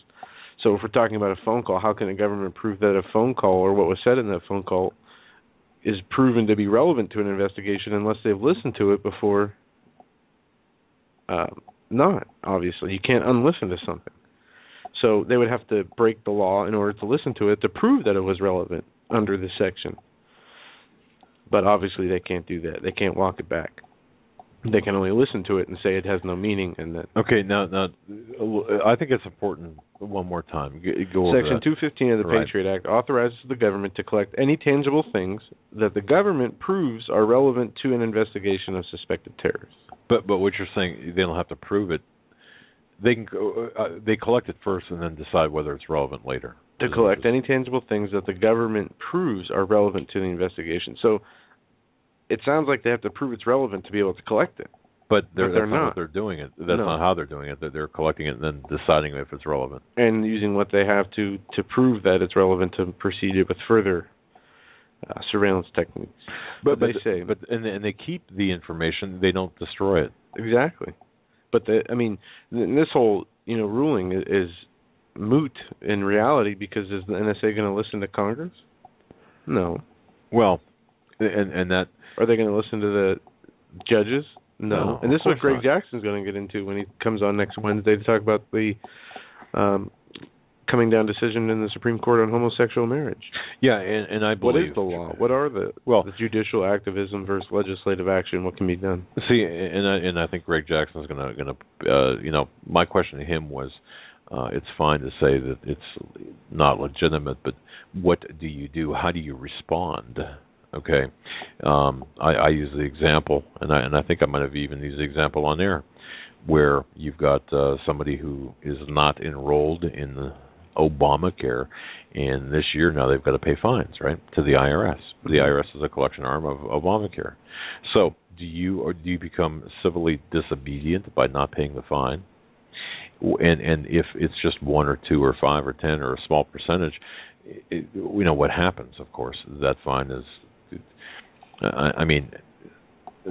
So I think we have to be a little bit more cohesive in our, as Coach Dave Dobmeyer has put together the Salt and Light Brigade. I think we can find in this case safety and solace and singleness of purpose through organizations like Path to Salt Ministries, Dave Dobmeyer, Coach Dave Dobmeyer, his Assault and Light Brigade, and folks, I'll just let me just say, join the brigade at saltandlightbrigade.org. That's saltandlightbrigade.org. But so I think we need to work together on that. But that's something that you're right, Greg's going to have to get into, and I think we need some direction on how to proceed, because if the Supreme Court, or when they come out and say, we are going to rule in favor of homosexual marriages, and I know that's the wording there, the semantics is not necessarily correct, but you get what I'm saying. So how do we respond as Christians? How do we respond? And it's something that we need to pray about, we need to read our Bibles about, and we need to, in fellowship with each other, bounce ideas off of each other based on what we get from the Holy Spirit when we're reading our Bibles, when we're praying. Right, there is a lot we can do. And does anybody really think that the Supreme Court decision is not going to rule in favor of a homosexual marriage and against the sanctity of ordained marriage? No, but the other thing that Greg mentions as well is that there's no law or no rule. I shouldn't say law, but no ruling by the Supreme Court that negates anything in the Constitution. So, let's say the Supreme Court makes a ruling that's not consistent with what's in the Constitution.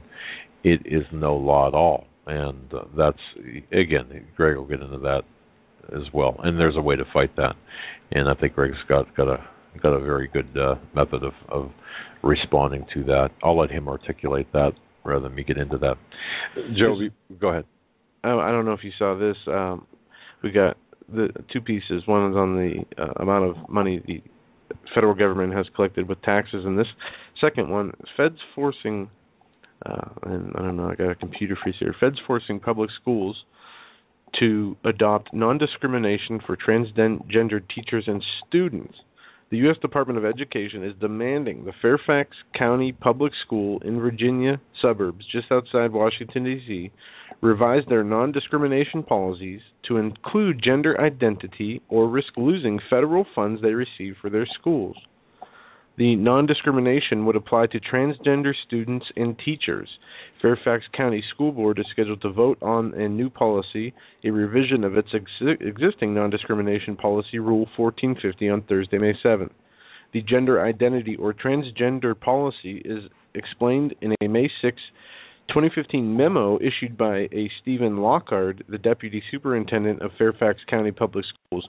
It states the Office of Civil Rights of the U.S. Department of Education is requiring school divisions to, 1, revise their non-discrimination policies to include gender identity, and 2, hire a consultant to advise on revisions to regulations and, more generally, how school divisions could handle individual cases of transgender students. If the school board amends Policy 450, we will be able to tell them they have already done two things that OCR is requiring. If they refuse to amend this policy, OCR has the right to recommend the termination of federal fundings to these public schools. They're being held hostage. This, according to the superintendent. Now I want to just read a quote from a pastor. This is a rather long article. A lady named Schultz here. I'm going to try and find her first name. I believe that's who this pastor is, but there's a quote here. It's very good. Schultz being the first name, did you say? I'm looking here. Okay. There's a preacher. Yes.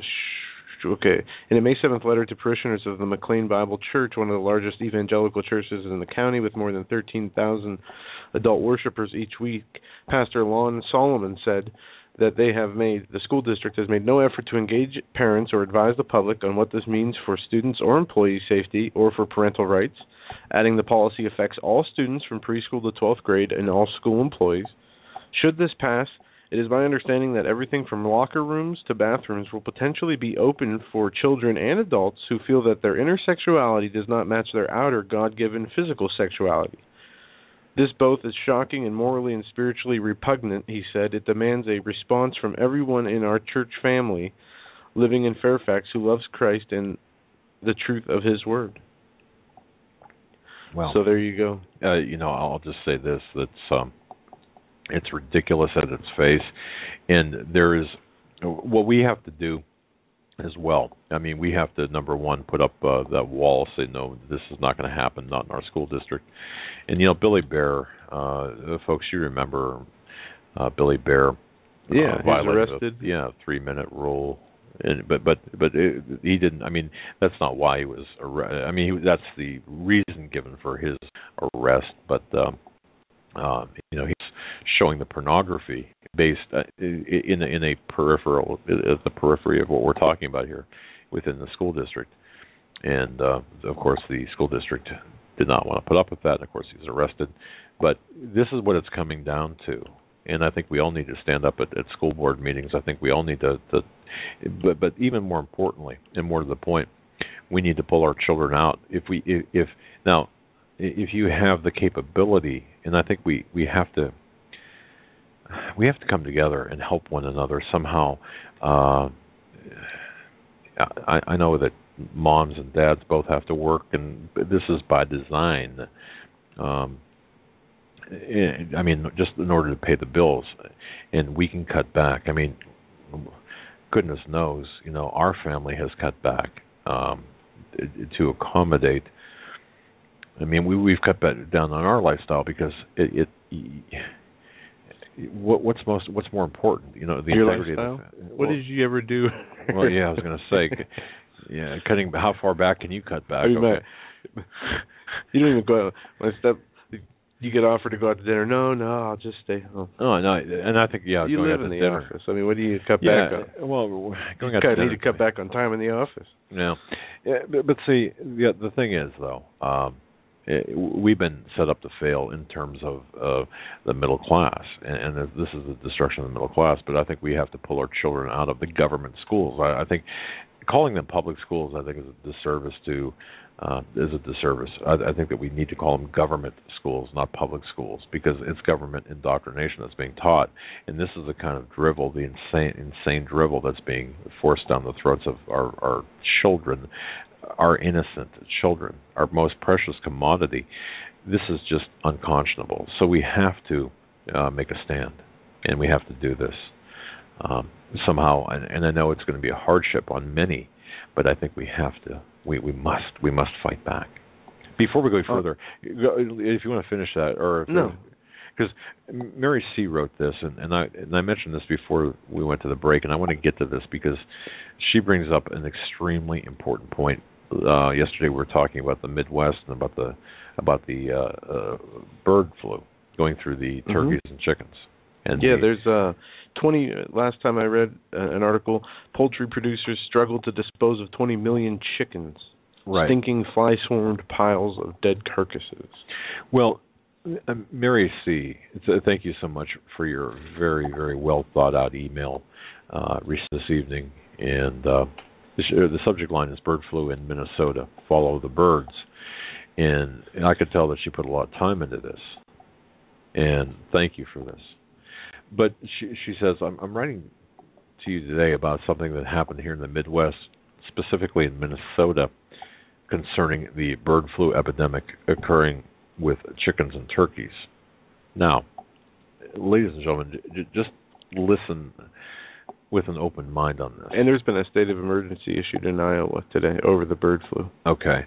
Well, there's something going on here, and I'd like everyone to open their minds up and listen to what Mary C. has got to say, because she writes, I'm really questioning this.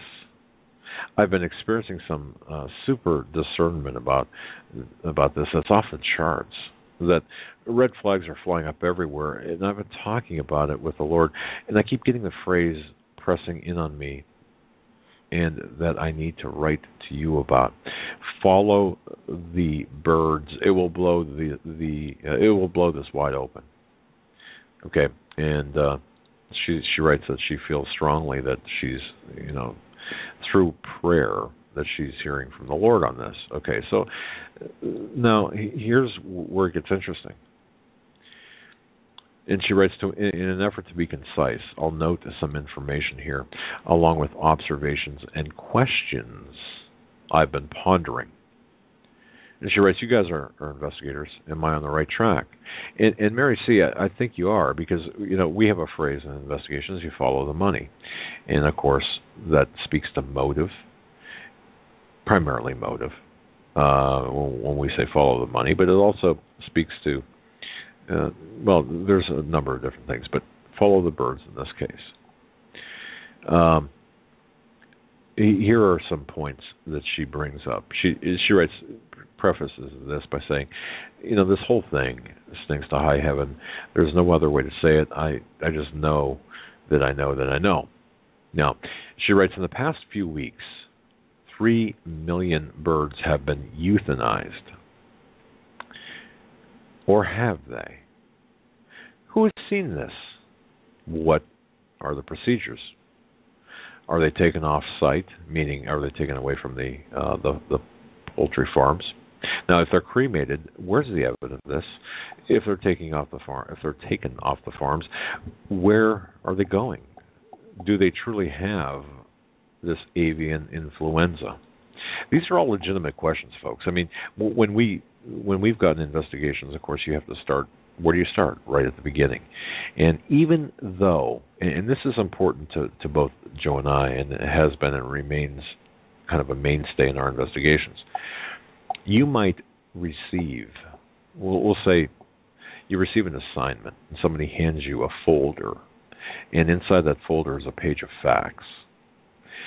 A lot of investigators will take that folder and that page of facts and work from that page of facts forward. What we like to do is take that same folder, look at the page of facts, and re-verify the facts, because many times those facts cannot be and were never substantiated. We're taken as truth without any questioning. So, Mary C., I believe you're on the right track. I think we have to ask the most basic of questions. Where are the birds? Where were they taken? Did they really have avian influenza? And if so, how is it proven? More recent news reports have used the word depopulation instead of euthanize, depopulating the bird community, the avian community, as opposed to euthanizing the birds. Interesting choice of words, especially through the lens of the globalists, and we know their agendas and we know their tactics. And as we mentioned yesterday, this is a very big blow to our economy. And she writes, this is a substantial blow to our economy here in Minnesota. But she writes, I've not seen one single interview with any chicken or turkey farmer.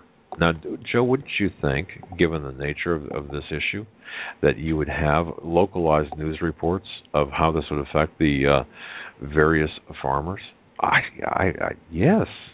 I mean, my goodness, I know in our hometown, if something affects even 100 people, or it could be a dozen people, I mean, it right. makes the news.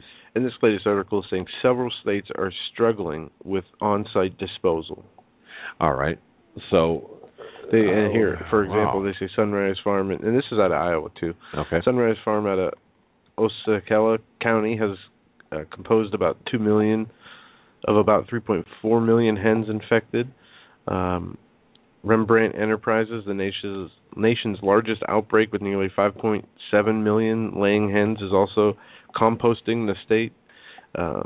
They say that the birds are infected with the H5N2, very minimal human strain. They say that has affected many birds from turkeys to chickens across numerous states. But yes, where are the farm workers? Where are the pictures of these carcasses?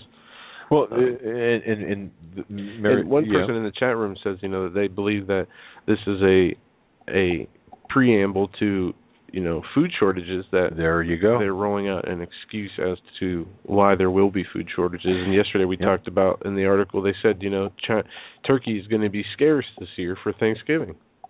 Well, and that's what Mary mentions here. And Mary, I think you've got a good career as an investigator, because you've got certainly a nose for the questions to ask. And as you just mentioned, could this be about diverting the food supply, or eliminating the food supply and options for the middle class, or us regular folks, as we like to say? The elite have, we know this, they've got an underground agriculture. Does this include animals? And she writes that I would suspect that there's an entire ecosystem, the underground type of operations. So I think it does. And she also writes millions of frozen birds can provide food for a while, and they can even provide millions of more eggs. So look at the cumulative trickle-down effect that this would have, and this is having. And then she closes out by this, and I think this is equally critical. Aside from the direct impact on the food supply and the economy, there's another factor I've noticed having to do with control. And as we like to say, it's all about control and centralization. She writes, the Minnesota governor has now called a state of emergency over this bird flu, and the National Guard has been called up. That's interesting. Okay. Minnesota is now at the ready, in quotation marks, for any type of situation that might arise. And how many other states, she asked, have either the National Guard or a military presence for one thing or another right now? You know, how many states have the National Guard at the ready for whatever right now?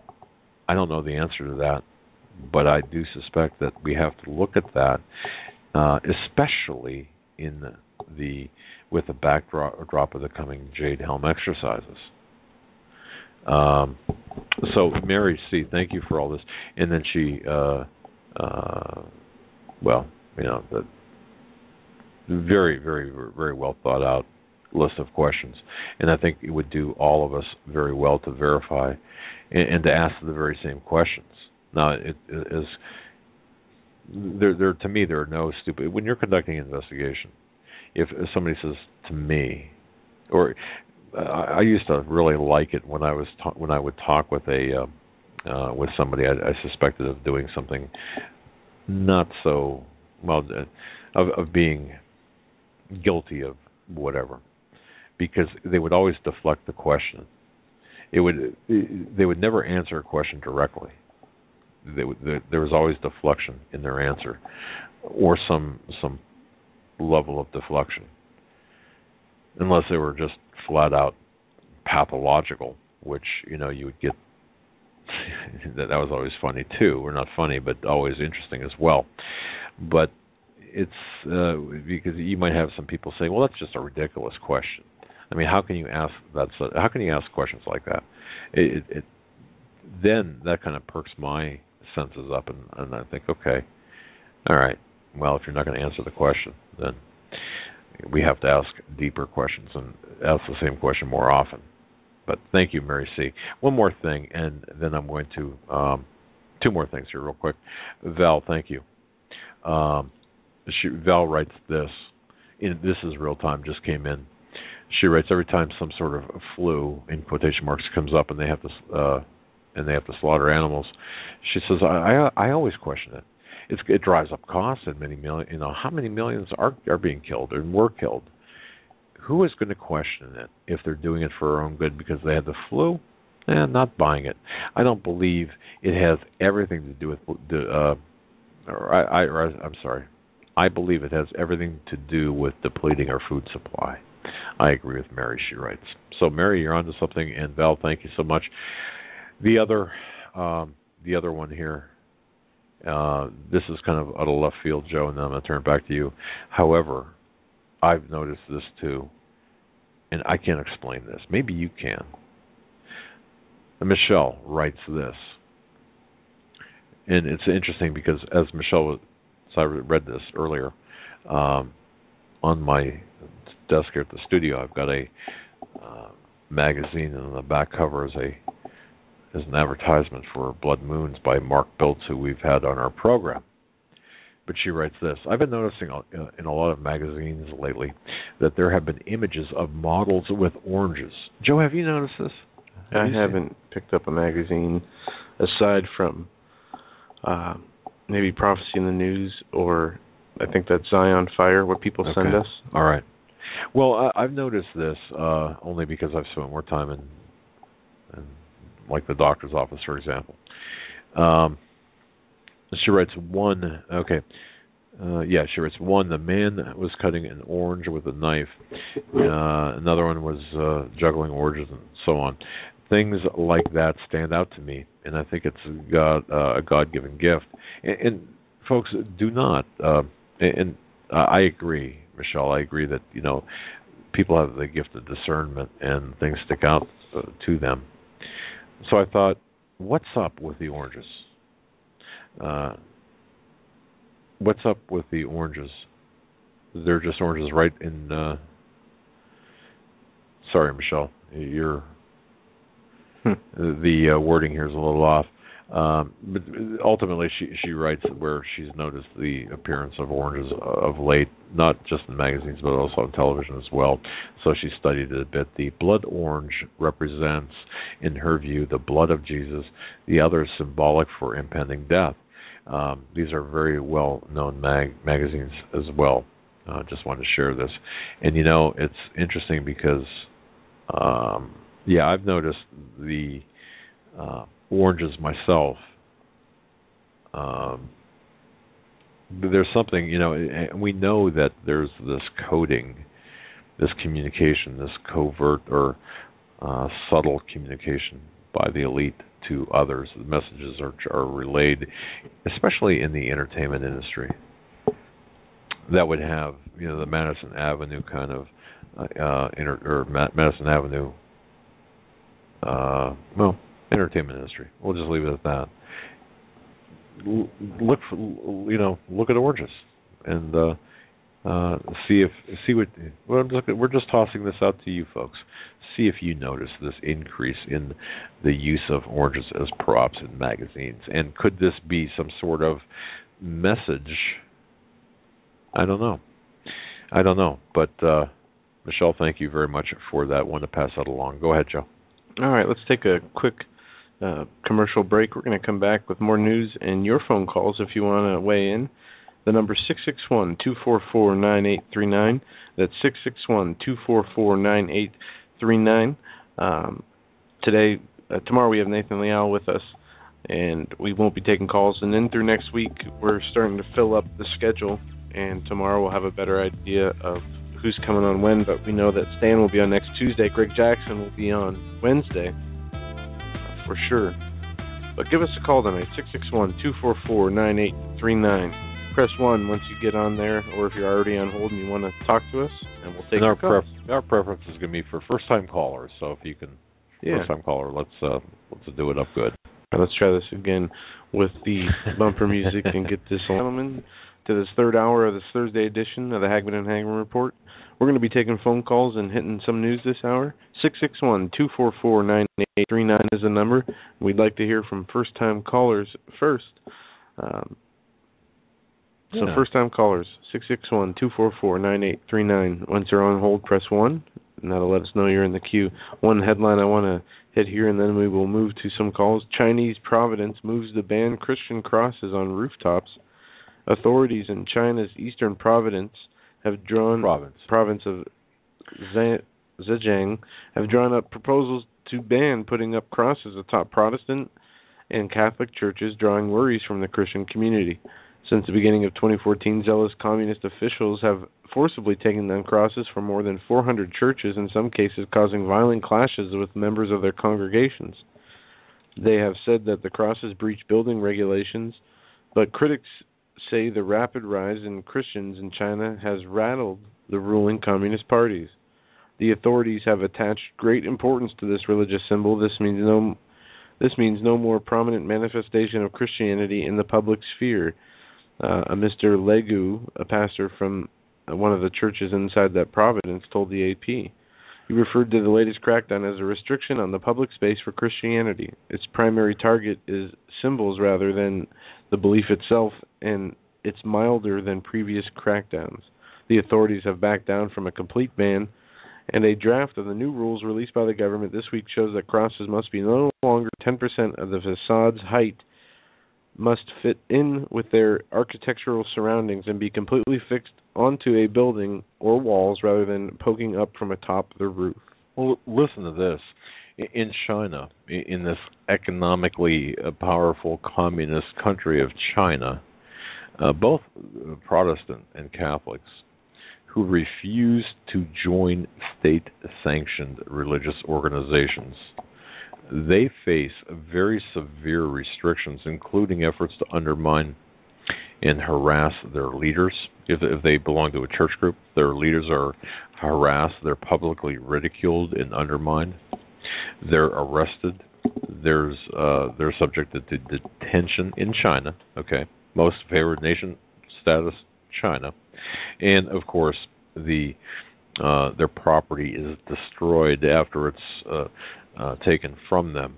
Now, the head of the China's State Administration for Religious Affairs has called on government officials to renew efforts to, quote, guide, end quote, unregistered Protestants and Catholics to join the state-sanctioned churches.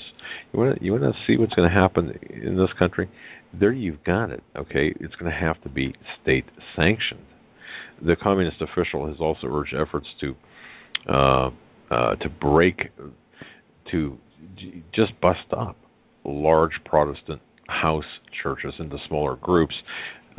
According to reports by Protestant house church leaders, there were 1,470 people that were detained in 2013.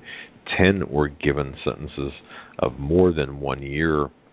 And if you look at the numbers, the Christian persecution in China is dramatically rising. The various different there are provinces all throughout China.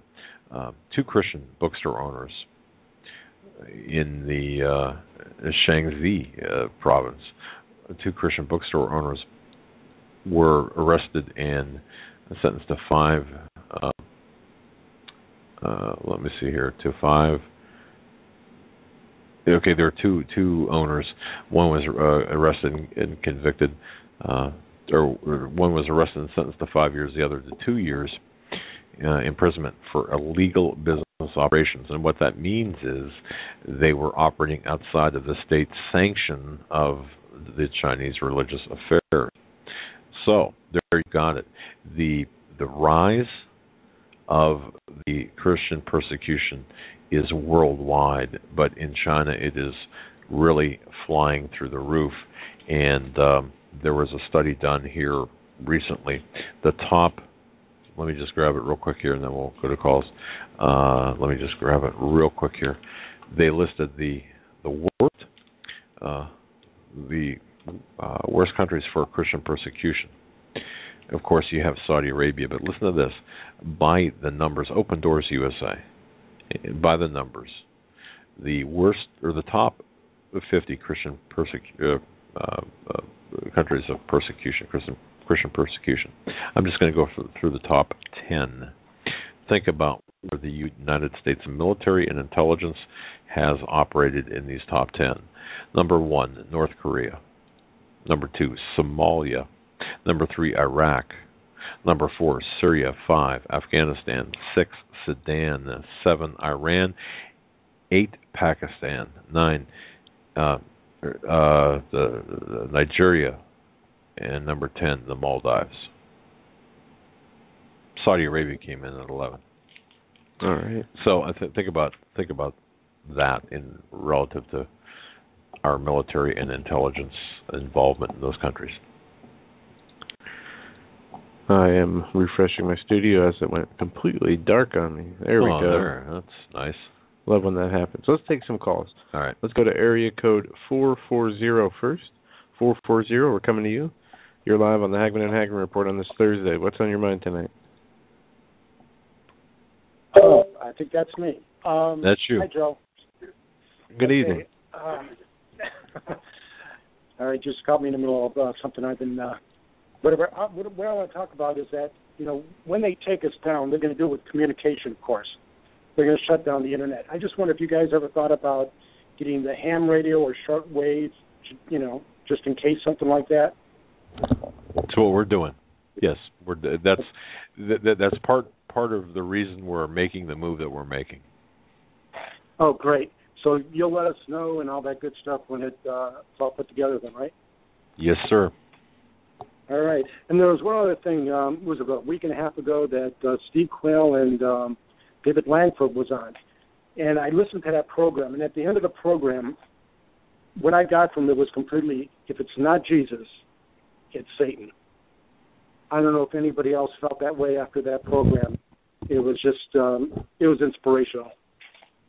Oh, amen. Yeah, interesting choice of words you use there.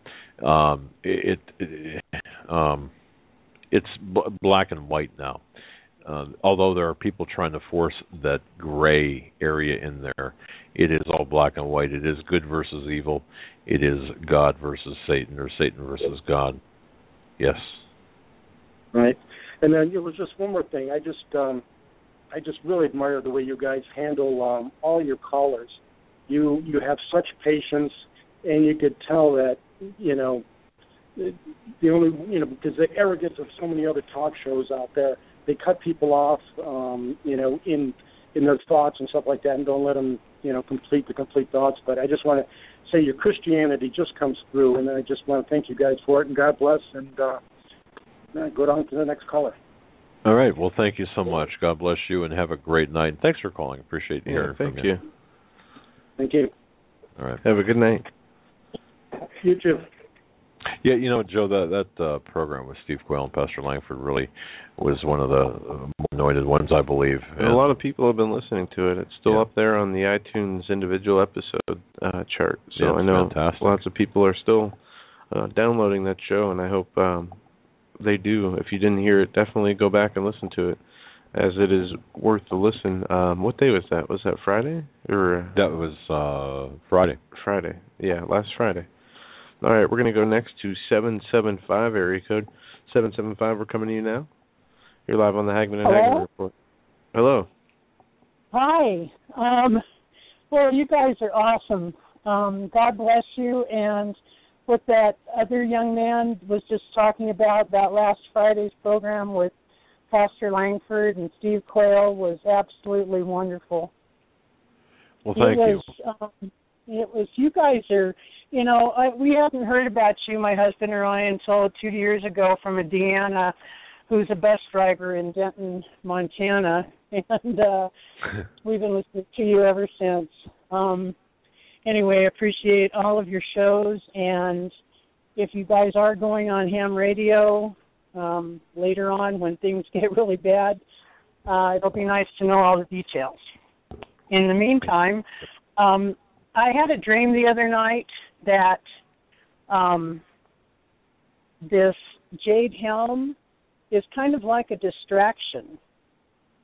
And I'm kind of wondering, how the Illuminati and all the bad people are, Satan is always trying to deceive us and keep us distracted from his main agenda. What if his main agenda is something other than the jade helm, which is just keeping everybody, it seems, really distracted right now?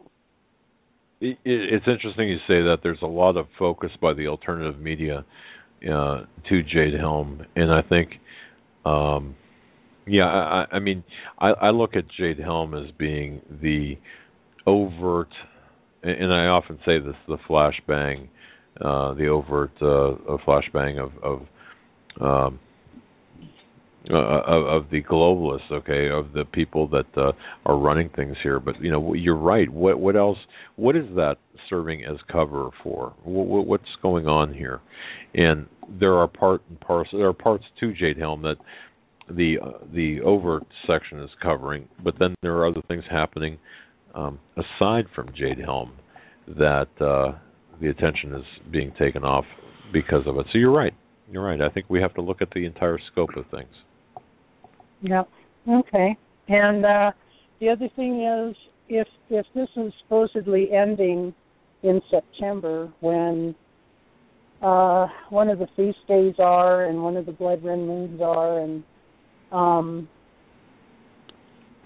just kind of wondering if, with all the other stuff that Steve Quayle talks about, we just got the books today, his second volume on Genesis 6 giants and little creatures.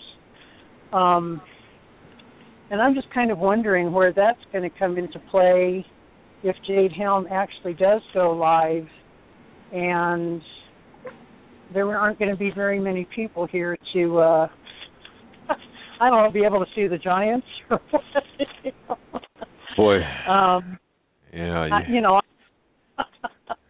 mean, just kind of where it all comes into play, I got to tell you, I had mentioned earlier in the program I don't like to see spiders, but boy, maybe my reaction to spiders would probably be take a back seat to seeing a giant, if you will. You know, but it's interesting because the super soldier program and the militarization of the police department, goes hand in hand. And Joe was doing a lot of research and has been doing a lot of research on this. I do believe that that and the opening, and people might balk at this and might say this is just crazy talk, but the opening of the portals, even though the scientists are talking about this, people are refusing to really discuss this seriously. The portal openings and what's coming through, these ogre-like,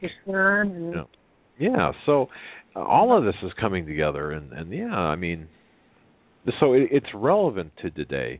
You know, isn't it amazing how Genesis 6, or the entire book of Genesis, is having, finding relevance in current events? It just astounds me of the about the holy nature of the Bible. Yep.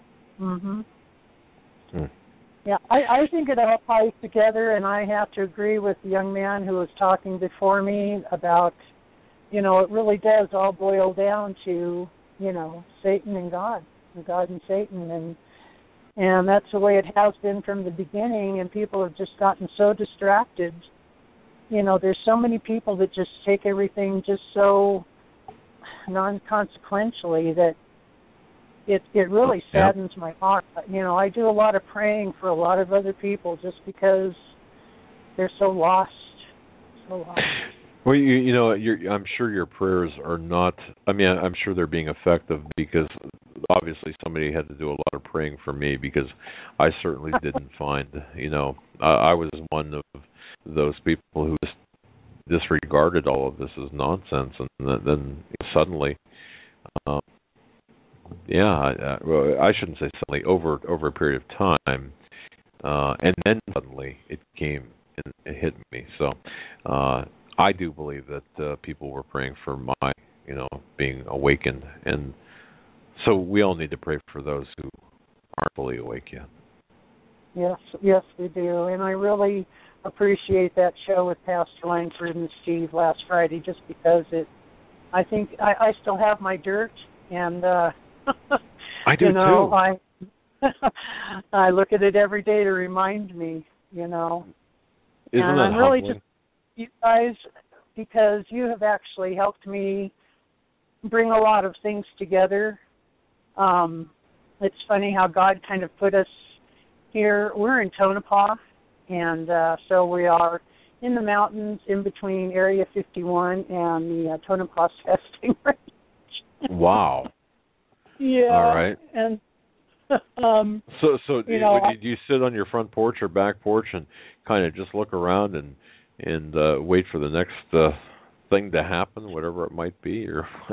I don't. Actually, we don't see much here. I mean, we have heard helicopters, and one of our neighbors said that if we're awoken one morning by a roar, it's just the Black Hawk helicopters coming up out of the tunnels. Anyway. Marvelous. Wow. Just another day at the ranch, right? Another day at the house. It is. It really is. Okay. Oh, you have to laugh sometimes. You have to take it's. And isn't it funny that, or isn't it? It's great to me that we know, despite all the machinations of the evil ones and the people with the agendas, it's all going to be in the end for naught, because we do know how this ends. And that's true. That's true. It sure seems like they're working an unending at an unending goal. Yes. Theirs will end in torment, but ours won't. And Amen. I'm really grateful for you guys bringing us both closer to putting things into a full circle instead of just a bunch of irons in the fire. So. Well, thank you, and that's one of the highest compliments we can receive, and thank you so much for your graciousness and for being so kind. We really appreciate it. All righty. God bless you guys. All right. God bless you, Bye-bye. too. Have a good night. All right, you too, Joe. Bye. All right. Next caller, 786. 786, we're coming to you. You're live on the Hagmann Hagmann Report. Hey, Doug. Hey, Joe. How you guys doing tonight? Fantastic. What's up? Well, thank God for you guys. I thank God every day that you guys are still on the air, and pray for you guys always. Thanks. We appreciate that. And you know, we thank God we're still on the air as well. And you know, we know there's going to be a time when we're going to have to fight this to be on the air, and things are going to get bad. But we're making those preparations, and we thank God, and we thank each and every one of you for your prayers, your support, and everything you've done and are doing for us, because we do have plans to keep sounding the clarion call, regardless of the venue, and trust us on that. No one's going to shut us up until there's no breath left. Amen. That's right. I mean, God sent His prophets, and all they had was just their voice, and that was more than enough. And so, even if we don't have all this technology, God's word will still be proclaimed throughout the whole earth. I want to, first of all, I've got so much I want to talk to you guys about. It's been building up since late March, and I haven't been able to get through. You know, I've talked with you guys a couple times before, but I haven't been able to get through, and other people who probably haven't been able to get on before have been getting through, and that's just fine with me. I think that's great that just, you know, get a whole lot of different voices and opinions in. But first of all, just want to, this past March, a young member of my family was very sick for 2 weeks, and I just want to proclaim out there to everybody that God is Jehovah Rapha, the Lord our healer, and healed our little one, and now he's doing great. And I just want everybody that listens to you and to hear a praise to God of how He heals us, and He's there for us, and He was there for my little one, and I thank God every day that He's so gracious to us when we don't deserve anything from Him. God gets it all and deserves all, but by His grace, He shares His healing and His wisdom with us, and we all should just be so grateful every day for our Lord God and His Son Jesus Christ. And I just want to thank Him publicly in the biggest venue I could, to just let Him know, just let everybody know that those who are out there who are sick, who are, and that could be suffering spiritually. I didn't get to hear much in the last hour because I was on the road, and I just got back in listening. And but I was hoping to get through last night because there was this lady there at the end that was really hurting, and I really want to just let her know that that He is our healer, and for her not to be. I hope she's listening tonight, because God bless her. She was the last caller last night, and she was Jennifer, just, yes. You know, you could just tell she was hurting. But I just wanted her to know that, you know, God's word says that all who live godly in Christ Jesus will suffer persecution, and so it's part of it.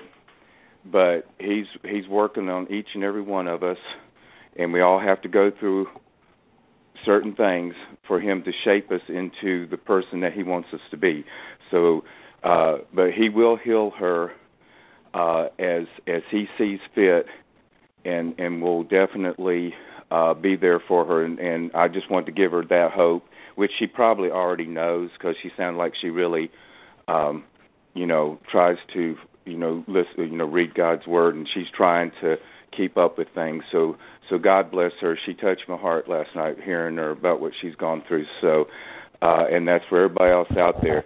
He is Jehovah Rapha, and that's the Lord our healer, and He will be there for us. Like I said, I've got a million things, but I don't want to. I know other people are going to want to call, but what I did want to talk to you guys about was that here in this country, everybody's feeling it now. And like I said, I didn't hear the last hour or so of your call. It'd be great if Blog Talk Radio had an app that would work with the phones correctly. I try to listen through the website, but it always crashes when you're mobile. But just I don't want to divert your question, but have you tried our app that we had designed for the program, where you can use it on your mobile phone? I've tried it initially, and it was giving me some trouble. I haven't tried it lately, though, but I will go back to it. What I was clicking on, maybe I was clicking the wrong thing through my phone. It was taking me to the Blog Talk link, but there's now but y'all's app now has a player built in. Yes. Okay. It's a I'm not sure. Well, it's an I shouldn't say a player itself. It's an interface that takes and I have to talk with the maker, but the creators of the app. But it's supposed to be an interface that really kind of acts as a very friendly interface between BTR and your phone, your device. And okay. By the way, you don't have to share whatever default settings are on your phone, because I know this has come up in the past, saying, well, it's asking for your location if you want to. No. Very simply, it identifies the default settings of your telephone, and all you have to do is you can choose not to share your location. You can choose just like any other app, basically. So, give it a try, and if give it a try, and if it doesn't work, you can. Okay, I will go back to it. When y'all first came out with it, I use it. I'll go to it and look at news, links and things like that, and I'll play previous shows through it. But I haven't tried. The last time I tried to do it, it seemed like it went to BTR, and it's still giving me an issue. But it could be my connection. So right. I'll definitely try it again.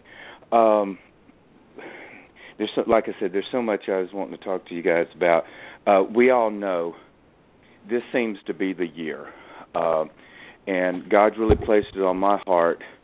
He's really shown me in Book of Revelations that when you're going through the chapter 6 through chapter 9, I don't know if a lot of people really realized how many times it talks about the sun being darkened or smoke rising out of the bottomless pit when Apollyon and his demonic horde / alien, whatever it tries to manifest, comes out of the pit. There's a lot of talk about darkening the skies and darkening the sun and the moon and losing a third of the sun.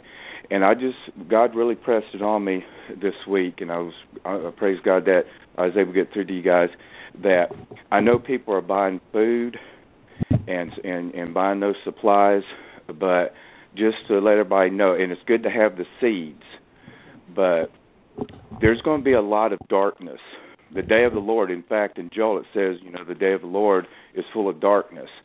And so if people are expecting to be able to plant a lot and grow crops, during the tribulation period before Jesus returns, we might not be able to do as much as we think. I mean, the Lord will provide, however He sees fit, but that just really, there's going to be a lot of darkness over the earth from multiple, it says there's a great earthquake and the sun turns as dark as, sackcloth.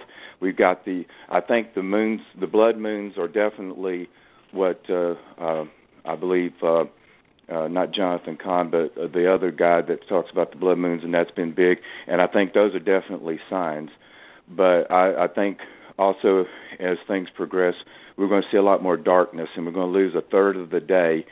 And the chemtrails that they're putting up, I don't know where you guys are at, but where I'm at, we have vanilla skies anymore. We don't have blue skies. Every now and then they'll skip a day and we'll have a blue sky, and it's great to see. It's beautiful, but we have vanilla skies every day now from the chemtrails. And I don't know if Steve, I didn't get to listen to all of the Monday show, which what I did hear so far was fantastic, guys, and I'm glad that you guys, they keep coming on with Tom Horn and all them telling us about what's going on. But they're already blotting out the skies. In fact, I saw a news article where they start talking about that a third of the sun's rays are not getting through because of the chemtrails. And I don't know if anybody's ever looked at this perspective on this or looked at it in this angle, that before the flood, you know, apparently from what I hear from other biblical scholars, there's kind of a shroud around the earth where before the rain came, because it didn't rain until the flood. You know, the waters came up from the ground to water the plants and everything, and there's a shroud apparently around the earth that may have been blocking some sunlight. And have you guys talked to anybody about that this chemtrail operation may be to make, basically terraforming, to make the earth more conducive for these entities, for these Nephilim, to come back on the earth and be able to be out in the daylight? Because, you know, they are in bottomless pits right now, and they are in darkness and chains of darkness. And so have you guys talked to Steve or anything behind the scenes about, is this chemtrail program, besides putting toxins into the air and water, is there talk about, are they trying to change this planet to make it conducive for these characters to show back up, do you guys think? Just from my perspective and talking with Steve about the chemtrail activity, and to address your question, not specific to, for example, we'll go with the demons and the Rephaim and that type of thing. Not specific to that. However, it would appear that the chemtrail activity serves multiple purposes for which anything. I mean, there's the primary list of primary purposes for chemtrailing, and some could even be considered well-intended. I'll go that far. Some could be considered well-intended. Okay, but the other aspects of it serve multiple purposes. Although I don't think Steve. I can tell you this: Steve never directly mentioned anything about the other creature activity based on chemtrails. So I can ask him, though. I can certainly ask him to. In fact, I just wrote that down here. I'll be talking with him, and I'll ask him about it. Yeah, because I mean, like I said, I mean, where I live, it's constant now. I mean, it is hazy all the time. And what's kind of funny is that even though I don't really care too much for the TBN network channel, they did back in the day. They came out with a movie about the end times. I think it's called Megiddo or something. And they showed at the end everything was kind of like a murky. The sky was murky and everything. And it's almost like being in that movie and seeing the surroundings now. In the sky is just, they're putting, I think it's called Project Indigo Sky or something like that. That the $300 billion program to for the geoengineering, and that's a lot of money. Has anybody, we're going to have this collapse, but I think that the reason that Washington and the UN and Europe, they're spending money like there's no tomorrow, because they know that all of this, they're spending on what they want to do and how they want to do it, and of course following Satan's plan and the elite's plan. That's why they're not worried about the debt limit anymore or anything, because they already know, and they're acting like there's no tomorrow. And I mean, these politicians on both sides, we should give them no breaks. They're doing all this intentionally. I don't care if they had a bad upbringing or whatever. I think most of them, were probably initiated long ago in Illuminati and Luciferic initiations when they were, born. And I know that Doc Marquis talked about this, about that stuff, and also, I can't think of it right offhand, but the gentleman wrote about the Black Awakening. That, I mean, they get these people from when they're kids and subject them to all that stuff and brainwashing. And bless her heart, the lady last night was trying to understand Obama and saying, well, maybe if he had a different mother or better parents. Well, I guess that she's right. But I mean, these guys are programmed from the beginning to do what they're doing. They're put in there, and they're willing participants in this, in the downfall of, or the attempted downfall of Adam, which Satan's been doing from the beginning. And with this Babylonian system, I saw on Drudge today, and you guys probably saw it too. We got everybody. If whoever went to Drudge, we were smacked right in the face with the cover of The Economist showing us the Matrix with the artificial intelligence with a picture with a USB port in the back of somebody's head. Satan's created a matrix from the beginning around us. This whole Babylonian system, which is the government, the false religious system that spans across what some things called the label Christianity, and then all the other occult and fake religions of Muslims and all that, and then the economic system and the money, just like Dr. Lake said, the Nakash, and money is you can see it in people, and some people that go to church and they try to do the right thing. And even though none of us are good, in God's eye, none of us are good. It's only Jesus, and for His covering, we are presented as good. But nobody's good. But people that try to live a decent life, but they're still hung up. Everybody's hung up this money system, and I think the whole thing about the beast system, the mark of the beast, is we're going to have to choose. I mean, are you going to trust money?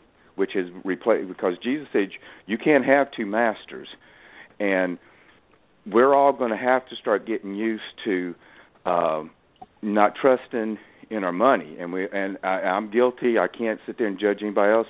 I've relied on money, but I mean, we're getting to a point where we're going to have to rely on God's medicine that He provided. His healing, His supernatural healing, and then the natural herbs and stuff, and the eating well, like the products that you guys sell. I mean, that your sponsors sell, and eating right, because we're not going to be able to use cash, and we're all going to have to get used to not owning a home, because we're going to be homeless, because we're going to have a mark of the beast to pay the property tax, because in this country, some other little third world countries, you just pay a sales tax once on your property and you don't have to pay every year. But this government in this country loves to have the chains on its people. It makes sure that you have to pay a property tax every year. And if you don't pay it, you lose that property. And there's no way that that person can pay the tax under the mark of the beast system, because you won't be able to pay it unless you've got a mark. And everybody out there, the Lord's been really pressing that everybody's going to have to learn to become, quote unquote, an outlaw of this government. We're going to be outside the law here pretty soon. They are really pushing, and we're going to be outside of the law. And everybody needs to start. You guys have been preparing people and telling them every night. So I'm probably just repeating, but I just want to emphasize that it's really the rubber's meeting the road now, and we're going to have to think of living our lives a whole lot differently than what we're used to. Well, that's the title of our program tonight. It's Later Than You Think. I want to thank you very much for your information. My goodness, well versed, lot of ground covered in that call. Thank you so much. Thanks for your time, guys. God bless you. Have a great night. You too. All right, fantastic call. Let's move on to a few others. We have area code 513. 513, we're coming to you now. You're live on the Hagmann Hagmann Report. Hello. Thank you for taking my call. Sure. Interesting points the previous listener made, some thought-provoking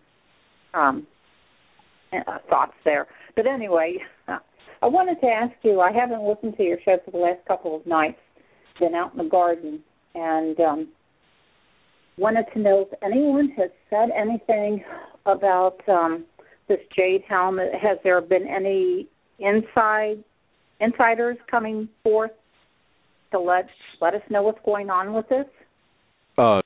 Listen, if you have the opportunity, please listen tomorrow. To answer your question, insider, yes. Tomorrow, Nathan Liel is going to be talking about a specific insider with inside information about Jade Helm, and it's going to be well worth it. I can't really talk about it because I don't have the entirety of the information he has. I just have the what he sent me, but it's going to be from the inside, yes. Okay, thank you. I will listen tomorrow. I also wanted to comment, Doug, I find you rather amusing, and I laugh at myself along with you. We're the same age group, and when you can't come up with a word that you're trying to speak, you're trying to find in your mind what you want to say, I can relate to that. And then also when you get on your rant, I love it. You sound like me.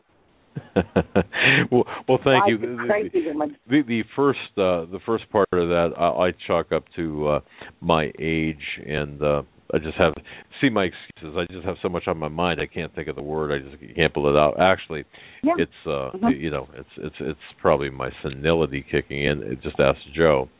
And the second part, the rant, I think I deserve. Well, I shouldn't say deserve. I think I've earned the right to rant at times. It's a righteous rant. How's that? Oh, sure. Yes, I totally agree with you. You're very entertaining, at least for me, anyway. Well, my wife says the same thing. Yeah. Although in just a slightly different manner, but thank you so much. I appreciate that. Oh, you're so welcome. And I wanted to tell you, there were a couple times that you mentioned that you were grumpy, and I think people need to realize you're in pain. And when a person's in a lot of pain, you're not in the best mood. Well, that's true. But thanks. Thanks for giving me that break, too. Yeah. So appreciate both of you. You have fantastic shows. Steve Quayle and Pastor Langford just blow me out of the water. Pastor Langford is my pastor now. And when anyone asks me if I'm going to church, yeah, I go to church every night. I listen to Hagmann's every night. Pastor Langford is our pastor. I have to tell you, he's done so much. And boy, isn't he great? I mean, I've never met a person who can, wow, talk about knowing the Bible. My goodness. Oh, yeah. He just spits it out there like he wrote it himself. Yeah. Exactly. Oh my goodness. And he's like that in person too. I've never seen a person who could. You look at him and you mention something that's in the Bible, and he says, "Oh, that's in Psalms 83, verse whatever." I'm thinking, how do you know this? I mean, seriously. Wow, fantastic, man. So we like. He is. Yeah. All right. Okay. Well, thanks. Thank you. Let's take another call. You're right, so God welcome, bless. sir. Thank you. Bye now. Good night. Have a good night. Bye. Next up is Montana. Go to Montana, area code 406. We're coming to you. Go to Montana. You're live. Hey, Doug and Joe, how are you? Very, very good. Glad to be in Montana. Yeah. Well, I was just going to say, I was stirred last night when I heard the sister that was a little flustered at the end of the call there. But I really believe it's critical in this hour that we keep our eyes on the eternal perspective. People, the wicked, always make their boast. Haman made his boast and ended up hanging on his own gallows. The men that built the fire for Shadrach, Meshach, and Abednego died doing it. The men that accused Daniel were eaten by the very lions that were supposed to eat Daniel. In Psalm 37, it says, evildoers shall be cut off, but they that wait on the Lord shall inherit the earth. For yet a little while, and the wicked shall not be. Yea, thou shalt diligently consider his place, but it shall not be. But the meek shall inherit the earth and delight themselves in the abundance of peace. The wicked plotteth against the just, gnasheth upon him with his teeth. But the Lord shall laugh at him, for he seeth that his day is coming. The wicked have drawn out the sword and bent their bows to cast down the poor and needy, and to slay such as be of upright conversation. Their sword shall enter their own heart, and their bow shall be broken. It's critical that we in this hour realize that Jesus is Alpha and Omega. He has the last word in this matter. And all of the scriptures about the end days, the target is those that are wicked. What God is the shaking and the great shaking. Although God does use this time to judge the house of God, He's going to purify those that profess His name, because as you know, there's such gross misrepresentation of Christ's name in this nation.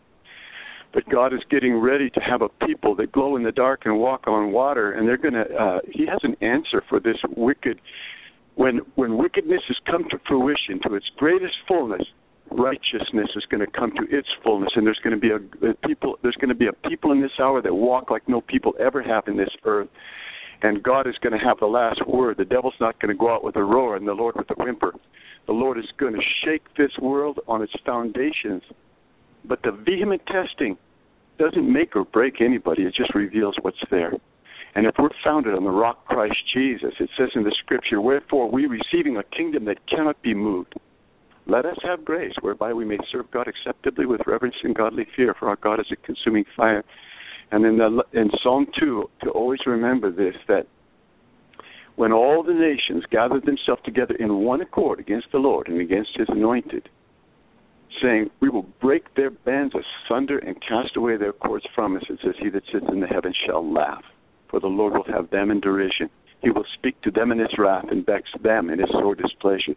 The target of this great shaking right now is against the wicked, and God will shake them from one end to the other. And God will have a hiding place and be a refuge for those that put their trust in Him. And it's so critical in this hour that we see the victory we have in Jesus Christ. Paul says the sufferings of this present time, they're not even worthy to be compared with the glory that shall be revealed in us, that eternal kingdom for which we all are pressing toward. Nothing in this world. He said, when you see all these things come to pass, lift up your heads, for your redemption draws nigh. We're supposed to rejoice and be victorious in this hour, and again, he that overcometh. And it's so important that people don't get to looking at the giants to the point where they forget that the Lord's the one that can open the Red Sea, bring water out of a rock. One last word. When Nebuchadnezzar, who all the present leaders of this present world wouldn't make a pimple on Nebuchadnezzar. That was a powerful man. And it says that God humbled that man, and he grazed like a cow for 7 years. And at the end of the 7 years, he says, I, Nebuchadnezzar, at the end of time, lifted my eyes to heaven, and my understanding returned to me. And I blessed the Most High God, and I extolled and honored Him that lives forever and ever, whose dominion is an everlasting dominion, His kingdom from generation to generation. All of the inhabitants of the earth are reputed as nothing. He doeth according to His own will in the army of heaven and among the sons of men. No man can stay His hand or stand to Him, what doest thou? And the last words the man ever said, he says, and now I, Nebuchadnezzar, praise, extol, and honor the King of heaven, all of whose works are truth and ways are judgment, and they that walk in pride, He is able to obey. Amen. Very well said, very well articulated. We really appreciate that. You know what, we're up against the end of the program already. I can't believe it. But thank you very much for the call, my friend. God bless you. Appreciate you, gentlemen. All right. Thank you. And Joe, one thing that came to my mind when the caller was talking is you know, we're going to have the ability to look at the Satan, the Lucifer, Satan, the weasel that he is, and say that, you know, mockingly, that is what, you know, contaminated, or we were afraid of, or maybe that's the wrong words to use. Those are the wrong words to use, but you know, I think I just think that we will be surprised at the worm-like nature of what we're up against. I mean, it's going to be glorious at the time. And the other thing that came to my mind too is, for everyone out there, we know that there are people having tough times, but if right now, if things seem rather normal to you, and if your life is rather stable, you've got some serenity, I would urge you to praise God for that serenity and that stability, and don't forget to thank Him for that, because we've got a tendency, at least I know I do, I got the tendency to knock on the door of God's throne room when things are tough, and fail to acknowledge and praise when things are good. And I think we should do that more often. That's just my 2 cents. Absolutely. Tomorrow night we will be joined live by Nathan Leal. We're going to be talking about Jade Helm 15. Until then, stay safe, God bless, and we'll see you then. Good night.